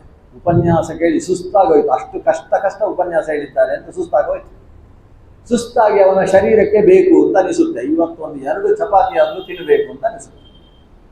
ಶರೀರಕ್ಕೆ ನಿಜವಾಗಿ ಬೇಕು, ಆದರೆ ಅವೇನು ಅನ್ಕೊಳ್ತಾನೆ? ನನಗೆ ಬೇಕು ಅಂತ ಅನ್ಕೊಳ್ತಾನೆ. ನಿಜವಾಗಿ ಅದು ಆತ್ಮಕ್ಕೆ ಬೇಡ. ಶರೀರಕ್ಕೆ ಚಪಾತಿ ಕೊಟ್ಟದ್ರಿಂದ ಸ್ವಲ್ಪ ಪುಷ್ಟವಾಗ್ತಾನೆ ನೇರ, ಆಮೇಲೆ ಸ್ವಲ್ಪ ಅಡ್ಡಗಿಡ್ಡ ಬಿದ್ದವ ಸ್ವಲ್ಪ ನೇರ ಆಗ್ತಾನೆ. ಶರೀರಕ್ಕೆ ಬೇಕಾದದ್ದು ಆತ್ಮಕ್ಕೆ ಬೇಕಾಯ್ತಾ? ಆತ್ಮದ ಅಧಪಾತಕ್ಕೆ ಹೇತುವಾಯ್ತದು. ಆದರೆ ಇವ ಶರೀರಾತ್ಮ ವಿವೇಕವಿಲ್ಲದೆ ಅವಿವೇಕಿಯಾಗಿ ಶರೀರಕ್ಕೆ ಬೇಕಾದದ್ದು ಆತ್ಮಕ್ಕೆ ಬೇಕು ಅನ್ನುವ ತಪ್ಪು ಭಾವದಿಂದ ನಾನು ಸ್ವೀಕರಿಸಿದ ಆತ್ಮದಲ್ಲಿ ಪಾಪವೆಂಬಂತಹ ದೋಷ. ವರಂ ಹತ್ಯಾ ಸುರಾಪಾನಂ ಏಕಾದಶ್ಯನ್ನ ಭೋಜನ. ಏಕಾದಶಿಯ ದಿವಸ ಬೇಯಿಸಿದ್ದನ್ನು ತಿನ್ನುವುದಕ್ಕಿಂತ ನೀನು ಹತ್ಯೆ ಮಾಡುವುದಾದರೂ ಆಗ್ಬೋದು, ಸುರಾಪಾನ ಮಾಡುವುದಾದರೂ ಆಗ್ಬೋದು ಅಂತ ಶ್ರೀಮನ್ ಮಧ್ವಾಚಾರ್ಯರು ಕೃಷ್ಣಾಮೃತ ಮಹಾರ್ಣವದಲ್ಲಿ ಒಂದು ಶ್ಲೋಕವನ್ನು ಉಲ್ಲೇಖ ಮಾಡ್ತಾರೆ. ಹಾಗಾಗಿ ಶರೀರಕ್ಕೆ ಬೇಕಾದದ್ದು ಆತ್ಮಕ್ಕೆ ಬೇಕು ಅಂತ ತಪ್ಪು ತಿಳುವಳಿಕೆಗೆ ಕಾರಣವಾದದ್ದೇನು? ಶರೀರಾತ್ಮಗಳಲ್ಲಿರತಕ್ಕಂತಹ ಅಸದಾತ್ಮ ಭಾವ. ಅಸತ್ ಅಂದರೆ ತಪ್ಪಾದ ಆತ್ಮಭಾವ, ಅಂದರೆ ಶರೀರದಲ್ಲಿ ಆತ್ಮಭಾವ. ಇನ್ನೊಂದು ಅಸದಾತ್ಮ ಭಾವ ಇದೆ. ಅದೇನು? ಭಗವಂತ ಅಲ್ಲದೇ ಇದ್ದದ್ದನ್ನು ಭಗವಂತ ಅಂತ ತಿಳಿಯುವುದು. ಆತ್ಮ ಅನ್ನುವ ಶಬ್ದಕ್ಕೆ ಉಪನಿಷತ್ತುಗಳಲ್ಲಿ ಜೀವಾತ್ಮ ಅನ್ನುವ ಅರ್ಥ 2ನೇ ಅರ್ಥ, ಪರಮಾತ್ಮ ಅನ್ನೋದು ಮೊದಲ ಅರ್ಥ.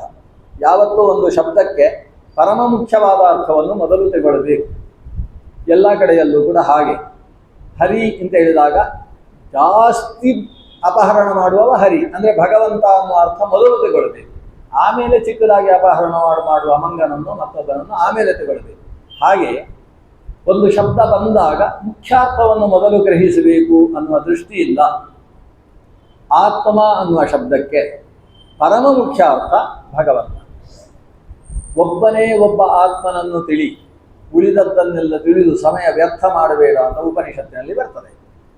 ಏಕಂ ಏವ ಜಾನತ ಆತ್ಮಾನಂ ಅನ್ಯಾವಾಚೋ ವಿಮುಂಚಥ ಅಮೃತಸ್ಯೈಷ ಸೇತುಹು ಅಂತ ಉಪನಿಷತ್ತಿನ ಒಂದು ಮಾತು. ಆ ಒಬ್ಬ ಆತ್ಮನನ್ನು ತಿಳ್ಕೊಳ್ಳಪ್ಪ, ಉಳಿದ ಎಲ್ಲ ಗಲಾಟೆಗಳನ್ನು ಕಾಕುವಾರ್ತೆಗಳನ್ನು ಬದಿಗಿಡು.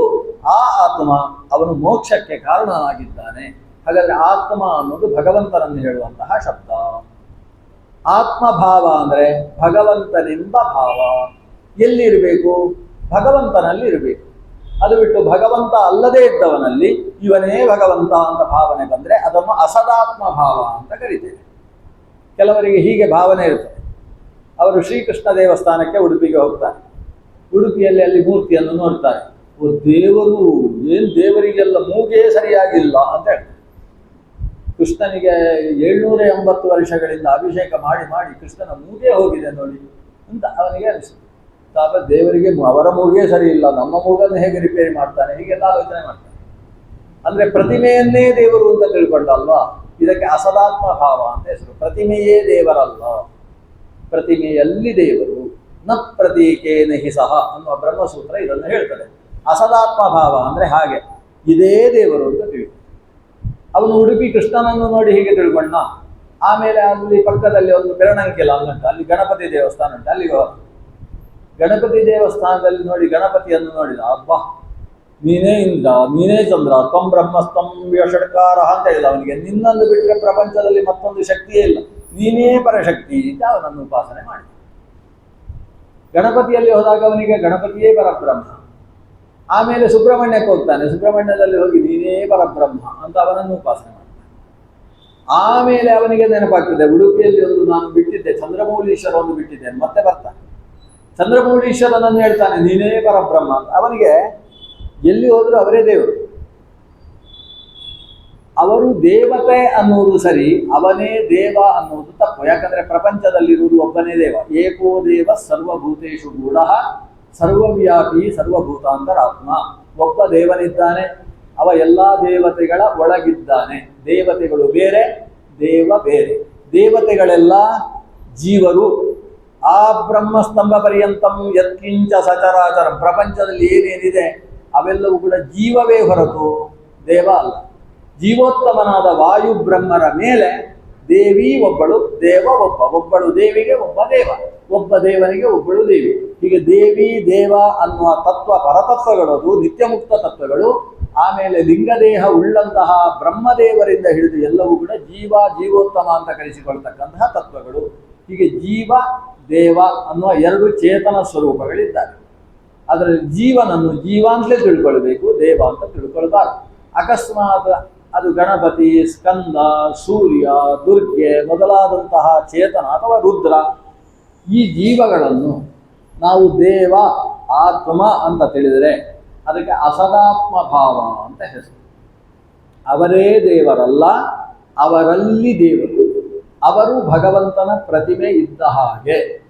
ರುದ್ರನ ಪ್ರತಿಮೆಯಲ್ಲಿ ಗೋಲಕತ್ರಯ ಚಿಂತನೆಯನ್ನು ಆಚಾರ್ಯರು ತಂತ್ರಸಾರ ಸಂಗ್ರಹದಲ್ಲಿ ಹೇಳ್ತಾರೆ. ರುದ್ರನ ಪ್ರತಿಮೆಯ ಒಳಗೆ ರುದ್ರನಂತಹ ತೇಜೋರೂಪ, ರುದ್ರನ ತೇಜೋರೂಪದ ಒಳಗೆ ಪ್ರಾಣರೂಪ, ಆ ಪ್ರಾಣರೂಪದ ಒಳಗೆ ಭಗವಂತನ ರೂಪ. ಇದಕ್ಕೆ ಗೋಲಕತ್ರಯ ಚಿಂತನೆ ಅಂತ ಹೆಸರು. ಒಂದು ಪ್ರತಿಮೆಯ ಒಳಗೆ ದೇವರನ್ನು ಚಿಂತಿಸುವಾಗ ಅದು ಭಗವಂತನದ್ದೇ ಪ್ರತಿಮೆ ಆದರೆ ಅಲ್ಲಿ ಗೋಲಕ ದ್ವಯ ಚಿಂತನೆ, ಭಗವದಿತರ ಪ್ರತಿಮೆ ಅಂತಾದರೆ ಅದರಲ್ಲಿ ಗೋಲಕ ತ್ರಯ ಚಿಂತನೆ ಅನ್ನುವ ವಿವರಣೆಯನ್ನು ಆಚಾರ್ಯರು ತಂತ್ರಸಾರ ಸಂಗ್ರಹದಲ್ಲಿ ನಿರೂಪಣೆ ಮಾಡ್ತಾನೆ. ಆ ಕ್ರಮದಲ್ಲಿ ನಾವು ಪರಮಾತ್ಮನನ್ನು ಪರಮಾತ್ಮ ಅಂತ ತಿಳಿಬೇಕು. ಪರಮಾತ್ಮ ಅಲ್ಲದೇ ಇದ್ದಂತಹ ನಮಗಿಂತ ಎತ್ತರದ ದೇವತೆಗಳನ್ನೆಲ್ಲ ಪರಮಾತ್ಮನ ಪ್ರತಿಮೆ. ಉದಾಹರಣೆಗೆ ನಾವು ನಿತ್ಯ ಹೇಳುವ ಒಂದು ಮಂತ್ರ ಇದೆ. ಸ್ವಾಮಿಗಳು ಬಂದರೆ ಸಾಕು ಸುರಾಗುವುದು ನಮ್ಮಲ್ಲಿ ಶನ್ನೋಮಿತ್ರ ಶಂವರುಣ ಅಂತ ಸುರಾಗ್ತದೆ. ಶನ್ನೋಮಿತ್ರ ಶಂವರುಣ ಅನ್ನೋ ಮಂತ್ರ ಏನು ಹೇಳ್ತದೆ ಗೊತ್ತೋ? ನಮೋ ಬ್ರಹ್ಮಣೇ ಅಂತ ಹೇಳ್ತದೆ. ಓ ಭಗವಂತ, ನಿನಗೆ ನನ್ನ ನಮಸ್ಕಾರ. ಆಮೇಲೆ ನಮಸ್ತೆ ವಾಯು, ಓ ವಾಯು ನಿನಗೂ ಒಂದು ನಮಸ್ಕಾರ ಅಂತ ಪರಬ್ರಹ್ಮನಿಗೆ ನಮಸ್ಕಾರ ಆದ್ಮೇಲೆ ವಾಯುದೇವರಿಗೆ ನಮಸ್ಕಾರ. ವಾಯುದೇವರಿಗೆ ನಮಸ್ಕಾರ ಮಾಡಿ ಒಂದು ಮಾತಿದೆ, ಏನಂದ್ರೆ ನಮಸ್ತೆ ವಾಯೋ ತ್ವಮೇವ ಪ್ರತ್ಯಕ್ಷಂ ಬ್ರಹ್ಮಾಸಿ, ನೀನೇ ನಿಜವಾಗಿ ಬ್ರಹ್ಮ ಅಂತ ಹೇಳಿ ಒಂದು ಮಾತಿದೆ. ಇದಕ್ಕೆ ಕೆಲವರ ವ್ಯಾಖ್ಯಾನ ಏನಂದ್ರೆ ಎಲ್ಲ ಜೀವಗಳು ಕೂಡ ದೇವವೇ ಅಂತ ಒಬ್ಬರ ವ್ಯಾಖ್ಯಾನ. ಯಾಕಂದ್ರೆ ನಮಸ್ತೆ ವಾಯು ಅಂತ ಜೀವನನ್ನು ಹೇಳಿ ಆಮೇಲೆ ತ್ವಮೇವ ಪ್ರತ್ಯಕ್ಷ ಬ್ರಹ್ಮಾಸಿ, ನೀನೇ ಪ್ರತ್ಯಕ್ಷ ಬ್ರಹ್ಮಪ್ಪ ಅಂತ ಅಲ್ಲಿ ಉಂಟು. ಶ್ರೀಮನ್ ಮಧ್ವಾಚಾರ್ಯರು ಹೇಳ್ತಾರೆ, ತ್ವಮೇವ ಪ್ರತ್ಯಕ್ಷ ಬ್ರಹ್ಮಾಸಿ ಅಂದ್ರೆ ನೀನೇ ಪರಬ್ರಹ್ಮ ಅಂತ ಅರ್ಥ ಅಲ್ಲ ಅದಕ್ಕೆ, ಮತ್ತೆ ನೀನು ಪ್ರತ್ಯಕ್ಷ ಬ್ರಹ್ಮ ಅಂತ ಅರ್ಥ. ಪ್ರತ್ಯಕ್ಷ ಬ್ರಹ್ಮ ಅಂದ್ರೆ ಏನರ್ಥ? ಅದು ಬ್ರಹ್ಮನ ಪ್ರತಿಮೆ ಅಂತ ಅರ್ಥ. ಈಗ ನಾವು ಕೃಷ್ಣನ ಕೃಷ್ಣ ಅಥವಾ ಶ್ರೀನಿವಾಸನಂತ ತಗೊಳ್ಳುವ, ತಿರುಪತಿಯ ಶ್ರೀನಿವಾಸ ಪ್ರತ್ಯಕ್ಷನ ನಮಗೆ ಶ್ರೀನಿವಾಸ ಯಾವತ್ತೂ ಪ್ರತ್ಯಕ್ಷ ಆಗುವುದಿಲ್ಲ. ನಮಗೆ ಅಕಸ್ಮಾತ್ ಶ್ರೀನಿವಾಸ ಪ್ರತ್ಯಕ್ಷ ಆದರೆ ಅದು ನಿಜವಾಗಿ ನಾವಲ್ಲ ಅಷ್ಟೇ. ಶ್ರೀನಿವಾಸ ನಮಗೆ ಪ್ರತ್ಯಕ್ಷ ಆಗುವುದಿಲ್ಲ. ಕಲಿಯುಗದಲ್ಲಿ ನಾನು ದೇವರನ್ನು ಪ್ರತ್ಯಕ್ಷ ಮಾಡಿಕೊಂಡಿದ್ದೇನೆ ಅಂದರೆ ಒಂದು ಸುಳ್ಳು ಹೇಳ್ತಾ ಇದ್ದೇವೆ ಅಂತ ಅರ್ಥ. ಹಾಗಾದರೆ ದೇವರು ಪ್ರತ್ಯಕ್ಷ ಅಲ್ಲ. ಮತ್ತೆ ದೇವರನ್ನು ಹೇಗೆ ಕಾಣುವುದು? ನಾವು ದೇವರನ್ನು ಪ್ರತಿಮೆಯ ಮೂಲಕ ನೋಡು. ಹಾಗಾದರೆ ಪ್ರತ್ಯಕ್ಷವಾಗಿ ದೇವರು ಯಾರು? ಪ್ರತ್ಯಕ್ಷ ದೇವರು ಅಂದರೆ ಪ್ರತಿಮೆ, ಅಪ್ರತ್ಯಕ್ಷ ದೇವರು ಅಂದರೆ ಪ್ರತಿಮೆಯ ಒಳಗಿರುವ ದೇವರು. ಹಾಗಾದರೆ ಬೀಸುವ ಗಾಳಿಯನ್ನು ನಾವೇನು ಹೇಳುವುದು? ನಮಸ್ತೆ ವಾಯೋ, ನೀನು ಗಾಳಿ ಇಲ್ಲದೆ ಹೋದರೆ ನಾನು ಹೇಗಪ್ಪ ಈ ಉಪನಿಷತ್ತನ್ನು ಪಾಠ ಮಾಡಲಿಕ್ಕೆ ಸಾಧ್ಯ? ನೀನು ಎಂಥ ವಾಯು ಗೊತ್ತೋ? ತ್ವಮೇವ ಪ್ರತ್ಯಕ್ಷಂ ಬ್ರಹ್ಮಾಸಿ, ನೀನು ಆ ಭಗವಂತನ ಪ್ರತಿಮೆಯಾಗಿದ್ದಿ, ನಿನ್ನಲ್ಲಿ ನಾನು ಆ ದೇವರನ್ನು ಕಾಣಬೇಕು. ಆದ್ರಿಂದ ನೀನು ಪ್ರತ್ಯಕ್ಷ ಬ್ರಹ್ಮ, ಅವನು ಅಪ್ರತ್ಯಕ್ಷ ಬ್ರಹ್ಮ ಅನ್ನುವುದು ಅದರ ಅರ್ಥ. ಅದು ಬಿಟ್ಟು ನೀನೇ ಸಾಕ್ಷಾತ್ ಬ್ರಹ್ಮಪ್ಪ ಅಂತ ಅಭೇದವನ್ನು ಹೇಳುವಂತಹ ವಿಷಯ ಅಲ್ಲ. ದೇವರಲ್ಲಿ ನಾವು ಅಸದಾತ್ಮ ಭಾವವನ್ನು ಮಾಡಬಾರ್ದು. ಅಂದರೆ ಯಾರು ನಿಜವಾಗಿ ದೇವರಲ್ಲವೋ ಅವರನ್ನು ದೇವರು ನೀನು ಅಂತ ತಿಳ್ಕೊಳ್ಳುವಂಥದ್ದು ತಪ್ಪು. ಯಾರು ದೇವರಲ್ಲದೇ ಇದ್ದದ್ದನ್ನು ದೇವರು ಅಂತ ತಿಳಿತಾನೆ? ನೋಡಿ, ಎರಡು ಹಂತ ಆಯಿತು. ಒಂದು ದೇವರಲ್ಲದೇ ಇದ್ದದ್ದು, ಅದನ್ನು ದೇವರು ಅಂತ ತಿಳಿಯುವುದು ಅಂತ ಹೇಳಿದರೆ ಭಗವಂತನ ರೂಪಗಳಲ್ಲಿ ಭಗವಂತ ಅಲ್ಲ ಅಂತ ತಿಳಿಯುವುದು ತಪ್ಪು. ಭಗವಂತನನ್ನು ಬಿಟ್ಟು ಉಳಿದವರನ್ನು ಭಗವಂತ ಅಂತ ತಿಳಿಯುವುದು ತಪ್ಪು. ಇಂದ್ರಾದಿ ದೇವತೆಗಳಲ್ಲಿ ಇವನೇ ಪರಬ್ರಹ್ಮ ಅಂತ ತಿಳಿಯುವುದು ತಪ್ಪು. ಅದರ ನಂತರದಲ್ಲಿ ನಾನೇ ದೇವರಿದ್ದೇನೆ ಅಂತ ತಿಳ್ಕೊಂಡ್ರೆ ಅದು ಕೂಡ ಅತ್ಯಂತ ಅಸದಾತ್ಮ ಭಾವ. ಈ ಅಸದಾತ್ಮ ಭಾವಕ್ಕೆಲ್ಲ ಕಾರಣೀಭೂತವಾದದ್ದು ಯಾವುದು? ಉದ್ವಿಗ್ನ ಬುದ್ಧಿ, ಉದ್ವೇಗದ ಬುದ್ಧಿ. ಅಲ್ಲ, ಉದ್ವೇಗದ ಬುದ್ಧಿಗೂ ಅಸದಾತ್ಮ ಭಾವಕ್ಕೆ ಏನು ಸಂಬಂಧ? ನಾವು ನಿಜವಾಗಿ ನಾನು ದೇವರಲ್ಲ ಅಂತ ತಿಳ್ಕೊಳ್ಳಿಕ್ಕೆ ಭಾರಿ ಕಷ್ಟ ಏನಿಲ್ಲ. ನಾನು ಹೇಳಿದ ಹಾಗೆ ನಡೆಯುವುದಿಲ್ಲ ಅಂತ ಗೊತ್ತಾದರೆ ಸಾಕಾಗ್ತದೆ, ನಾನು ದೇವರಲ್ಲ ಅಂತ ಗೊತ್ತಾಗ್ತದೆ. ಆದರೆ ಇವನಿಗೆ ಅಲ್ಲೂ ಕೂಡ ಉದ್ವೇಗ, ನಾನು ಹೇಳಿದ ಹಾಗೆ ಆಗಲಿಲ್ಲ, ಅದು ಯಾಕೆ ಆಗಲಿಲ್ಲ ಅಂತ ಹೇಳಿದರೆ ಅಷ್ಟೆಲ್ಲ ಯೋಚನೆ ಮಾಡುವಷ್ಟು ಮನಸ್ಸು ಶಾಂತವಾಗಿಯೇ ಇಲ್ಲ, ಉದ್ವೇಗ. ಈ ಉದ್ವೇಗದ ಕಾರಣದಿಂದ ಯಾರೋ ಪುಸ್ತಕದಲ್ಲಿ ಏನೋ ಬರೆದಿದ್ದಾರೆ, ಅದನ್ನೇ ತಿಳ್ಕೊಂಡು ಅಹಂ ಬ್ರಹ್ಮ ಅನ್ನುವ ಜ್ಞಾನಕ್ಕೆ ಅವ ಬಂದುಬಿಡ್ತಾನೆ. ಇದನ್ನು ಇಲ್ಲಿ ಉಲ್ಲೇಖ ಮಾಡ್ತಾರೆ, ಉದ್ವಿಗ್ನ ಬುದ್ಧೇ. ಶಾಸ್ತ್ರದಲ್ಲೂ ಕೂಡ ಅರ್ಥವನ್ನು ಮಾಡಿಕೊಳ್ಳುವುದಕ್ಕೆ ಸಾಧ್ಯವಾಗದೇ ಇರುವ ಉದ್ವೇಗದ ಬುದ್ಧಿಯುಳ್ಳಂತಹ ವ್ಯಕ್ತಿಗೆ ಅಸದಾತ್ಮ ಭಾವ ಉಂಟಾಗ್ತದೆ. ತಪ್ಪಾದಂತಹ ದೇವಭಾವ, ಯಾರು ದೇವರಲ್ಲವೋ ಅಂಥದ್ದು ದೇವರು ಅನ್ನುವ ಆತ್ಮಭಾವ ಉಂಟಾಗ್ತದೆ. ಅಥವಾ ಯಾರು ನಾನಲ್ಲವೋ ಅದು ನಾನು ಅಂತ ಹೇಳ್ತಕ್ಕಂತಹ ಶರೀರಾತ್ಮ ಅವಿವೇಕ ಉಂಟಾಗಿ ಬಿಡ್ತದೆ. ಇಂತಹ ವ್ಯಕ್ತಿಗೆ ಭಯ ಅನ್ನೋದು ಆವರಿಸ್ತದೆ. ಎಲ್ಲ ನಮ್ಮದೇ ಕಥೆ. ಭಯಕ್ಕೆ ಕಾರಣ ಯಾವುದು ಅಂದರೆ ಉದ್ವೇಗ. ಉದ್ವೇಗಕ್ಕೆ ಕಾರಣ ಯಾವುದು ಅಂತ ಹೇಳಿದರೆ ಅಸದಾತ್ಮ ಭಾವ. ಹೀಗೆ ಅಸದಾತ್ಮ ಭಾವ, ಅದರಿಂದಾಗಿ ಉದ್ವೇಗ, ಉದ್ವೇಗದಿಂದಾಗಿ ಭಯ. ನಾವು ಕನ್ನಡದಲ್ಲಿ ಉದ್ವೇಗ ಅಂದರೂ ಭಯ ಅಂದರೂ ಒಂದೇ ಅರ್ಥದಲ್ಲಿ ಬಳಸ್ತೇವೆ. ಉದ್ವೇಗ ಬೇರೆ, ಭಯ ಬೇರೆ. ಉದ್ವೇಗ ಅನ್ನೋದು ಅನಪೇಕ್ಷಿತ ಕಾರಣಗಳಿಂದ ಉಂಟಾಗುವುದು, ಭಯ ಅನ್ನೋದು ದೃಷ್ಟ ಕಾರಣಗಳಿಂದ ಉಂಟಾಗುವುದು. ಒಂದು ಹುಲಿಯನ್ನು ನೋಡಿದಾಗ ಇವನಿಗೆ ಖುಷಿ ಆಗ್ತದೆ, ಯಾಕಂದರೆ ಅದು ಝೂನಲ್ಲಿ ಇರ್ತದಲ್ಲ, ಇವನು ಹೋದದ್ದಲ್ಲಿ ಅದು ಆ ಒಂದು ಪಂಜರದ ಒಳಗೆ ಹುಲಿ ಇರುವುದರಿಂದ ಇವನು ಖುಷಿ. ಏನು ಮೊಬೈಲನ್ನು ಎಲ್ಲೆಲ್ಲಿಗೋ ತೋರಿಸಿ ಫೋಟೋ ತೆಗಿತಾನೆ, ಆನಂದ. ಅಷ್ಟೊತ್ತಿಗೆ ಸರಿಯಾಗಿ ಬಂದು ಅದರ ಬಾಗಿಲು ತೆಗೆದು ಅಂದ್ಕೊಳ್ಳಿ, ಇವನಿಗೆ ಏನಾಗ್ತದೆ? ಇವನಿಗೆ ಭಯವಾಗ್ತದೆ. ಆ ಹುಲಿಯಿಂದ ಇವನಿಗೆ ಭಯವಾದದ್ದು. ಆದರೆ ಆ ಹುಲಿಯ ಹತ್ರ ಒಂದು ಮಗುವನ್ನು ಕರ್ಕೊಂಡು ಬರ್ತೀವಿ, ಮಗುವಿಗೆ ಭಯವೇ ಆಗ್ತದೆ. ಯಾಕಂದರೆ ಅದು ಪಂಜರದಲ್ಲಿದೆ ಅಂತ ಅದು ಗೊತ್ತಿಲ್ಲ. ಹುಲಿಯನ್ನು ನೋಡಿ ಭಯವೇ ಆಗ್ತದೆ ಮಗುವಿಗೆ. ಆ ಮಗುವಿನ ಕೈ ಹಿಡ್ಕೊಂಡಿರ್ತಕ್ಕಂತಹ ಅಪ್ಪನಿಗೆ ಉದ್ವೇಗ ಶುರುವಾಗ್ತದೆ. ನನ್ನ ಮಗನಿಗೆ ಭಯದಿಂದ ಜ್ವರ ಬಂದರೆ ಅಂತ, ಅದಕ್ಕೆ ಉದ್ವೇಗ ಅಂತ ಹೇಳ್ತಾರೆ. ಈ ಉದ್ವೇಗ ಆದದ್ದು ಯಾಕೆ? ಮಗು ಇಷ್ಟು ಹೆದರ್ಕೊಳ್ತಾ ಇದೆ, ಕಿರುಚಾಡ್ತಾ ಇದೆ, ನಾನು ಹುಲಿ ಹತ್ರ ಕರ್ಕೊಂಡು ಹೋಗ್ತಾ ಇದ್ದೇನೆ, ಅದರ ಭಯ ಓಡಿಸಬೇಕು ಅಂತೇಳಿ. ಆದರೆ ಅಕಸ್ಮಾತ್ ಈ ಮಗುವಿಗೆ ಜ್ವರ ಬಂದರೆ ಇವಳಿಗೆ ಉದ್ವೇಗ, ಆಮೇಲೆ ಮೇಲೆ ಹಿಂದೆ ಬರ್ತಾನೆ. ಉದ್ವೇಗದ ಕಾರಣ. ಉದ್ವೇಗ ಅನ್ನುವುದು ಅಭೌತಿಕವಾದ ಪದಾರ್ಥಗಳಿಂದ ಉಂಟಾಗ್ತದೆ. ಕೆಲವರಿಗೆ ಮನೆಯಲ್ಲಿ ಬಂದು ನಮ್ಮ ಹತ್ರ ಹೇಳ್ಕೊಳ್ಳೋದುಂಟು, ಆಚಾರ್ಯ ಯಾಕೋ ಮನೆಯಲ್ಲಿ ಒಂದು ರೀತಿ ಥಣಮಣ ಅಂತ ಇದೆ, ಏನು ಕಾರಣ ಅಂತ ಗೊತ್ತಿಲ್ಲ ಆಚಾರ್ಯ ಅಂತ ಹೇಳ್ಕೊಳ್ಳೋದು. ಸುಮ್ಮನೆ ಏನೋ ಉದ್ವೇಗ ನೋಡಿದ್ರೆ ಅಲ್ಲಿ 4ರಲ್ಲಿ ಕುಜ ಇರ್ತಾನೆ, ಇನ್ಯಾವುದೋ ಜಾತಕದ ಪ್ರಕಾರ ಏನೋ ಪ್ರಧಾನವಾದ ದೋಷ ಇರ್ತದೆ, ತಾನಾಗಿ ಏನೋ ಉದ್ವೇಗ, ಏನು ಅಂತ ಅವರಿಗೆ ಗೊತ್ತಿಲ್ಲ. ಮನೆಗೆ ಬಂದಾಗ ಬಾಗಿಲು ತೆಗ್ದಿರ್ತಾರೆ, ಸರಿಯಾಗೇ ಇರ್ತದೆ, ಇವನು ಠಣ ಅಂತ ಹೊಡಿತಾ ಇರ್ತಾನೆ ಒಳಗಿಂದ ಬೆಲ್ಲು. ನನ್ನ ಹೆಂಡತಿ ಯಾಕೆ ಇನ್ನೂ ಬಾಗಿಲು ತೆಗಿಲಿಲ್ಲ, ಅವಳು ಬಂದು ಬಾಗಿಲು ತೆಗೆಯುವುದಕ್ಕಿಂತ ಮುಂಚೆ ಬಾಗಿಲಿಗೆ 4 ಸಲ ಹೊಡೆದಿರ್ತಾನೆ, ಅಷ್ಟೊತ್ತಿಗೆ ಬಾಗಿಲು ಹೊರಗೆ ತೆಗೆದುಕೊಂಡು, ಅಲ್ಲ ದಿವಸ ನಾನು ಕೀಲು ತೆಗ್ದಿರ್ತೇನೆ, ನೀವು ಬರೋ ಹೊತ್ತಿಗೆ ನಿಮ್ಗೆ ಯಾಕೆ ಈ ರೀತಿಯ ಟೆನ್ಷನ್ ಅಂತ ಅವಳು ಕೇಳುದು. ಅದು ಅವನಿಗೆ ಮತ್ತೆ ಟೆನ್ಷನ್ ಜಾಸ್ತಿ ಆಗಿದೆ, ನನಗೆ ಟೆನ್ಷನ್ ಅಂತ ನನ್ನ ಹೆಂಡತಿ ಹೇಳಿದ್ರು ಅಂತ ಟೆನ್ಷನ್ ಶುರು. ಈ ಉದ್ವೇಗಕ್ಕೆ ಕಾರಣ ಭಯ ಹೇತುವಾದದ್ದು ಬೇರೆ, ಉದ್ವೇಗ ಹೇತುವಾದದ್ದು ಬೇರೆ.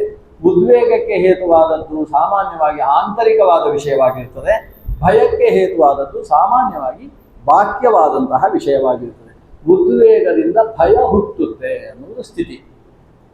ಹಾಗಾದ್ರೆ ಭಯ ಉಂಟಾಗಬಾರದು ಅಂದರೆ ಉದ್ವೇಗವನ್ನು ಬಿಡಬೇಕು.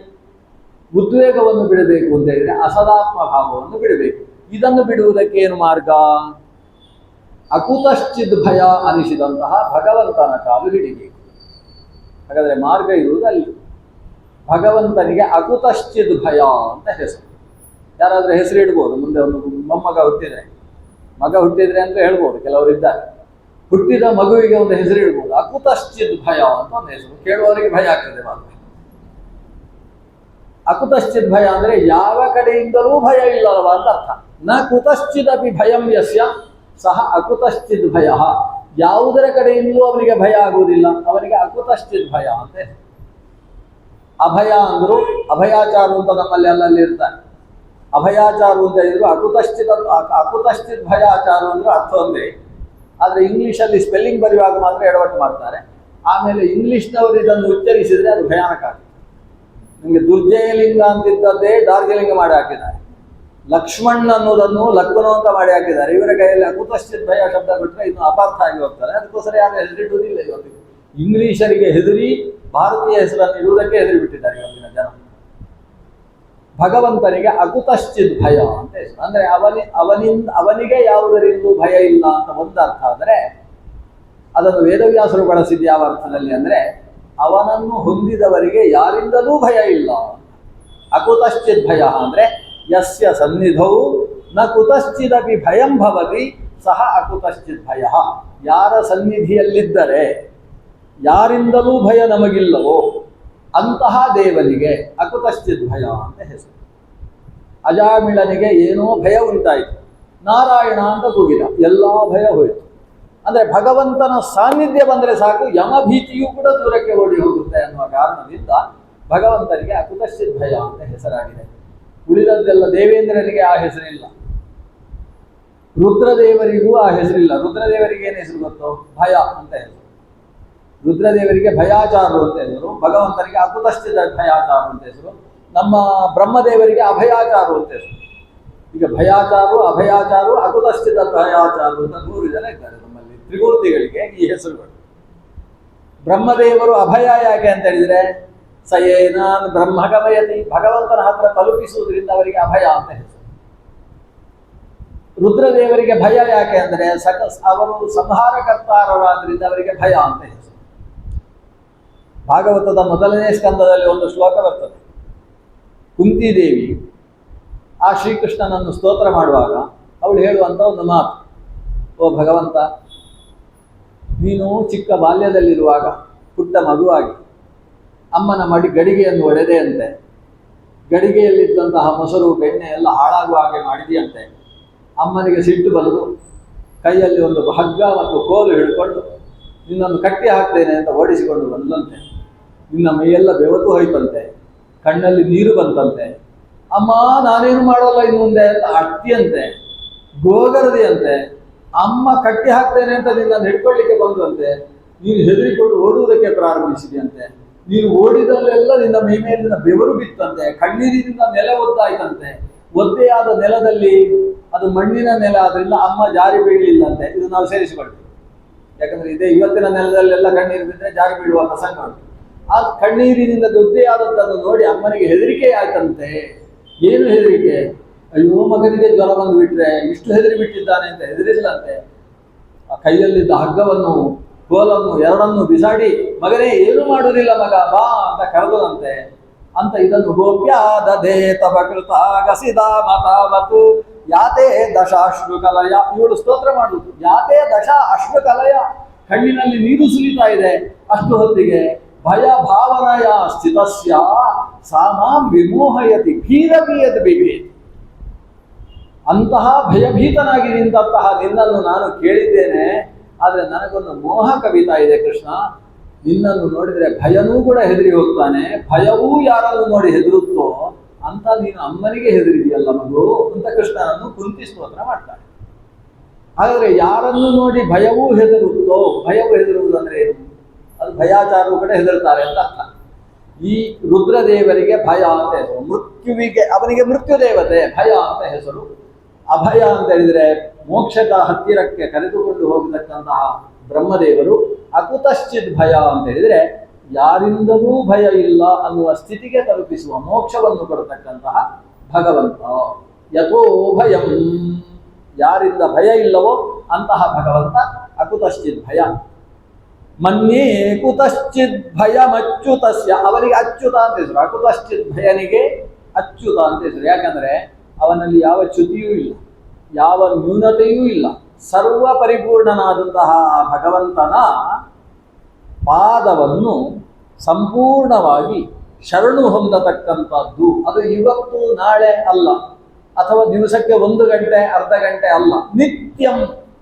ಪಾದಾಂಬುಜಾಶ್ರಯ ನಿತ್ಯಂ, ಎಲ್ಲ ಕಾಲದಲ್ಲೂ ಕೂಡ ಭಗವಂತನ ಪಾದಾಂಬುರುಹವನ್ನು ನಮ್ಮ ಹೃದಯದಲ್ಲಿಟ್ಟುಕೊಂಡು ಧ್ಯಾನದಲ್ಲಿ ತೊಡಗುವುದು ಅನ್ನುವುದು ಅದು ಎಲ್ಲ ರೀತಿಯ ಭಯವನ್ನು ನಿವಾರಿಸತಕ್ಕಂತಹ ಪರಮ ಮುಖ್ಯವಾದ ಅನುದ್ವೇಗ ಬುದ್ಧಿಗೆ ಹೇತುವಾದಂತಹ ಜೀವನ ಸಂಜೀವನ ಎಂಬುದಾಗಿ ಕವಿ ಉಪದೇಶಿಸಿದ ಅನ್ನುವ ಮೊದಲನೆಯ ಶ್ಲೋಕದ ಚಿಂತನೆಯ ಜೊತೆಗೆ ಇವತ್ತಿನ ಅನುಸಂಧಾನವನ್ನು ಭಗವಂತನಲ್ಲಿ ಸಮರ್ಪಣೆ ಮಾಡೋಣ.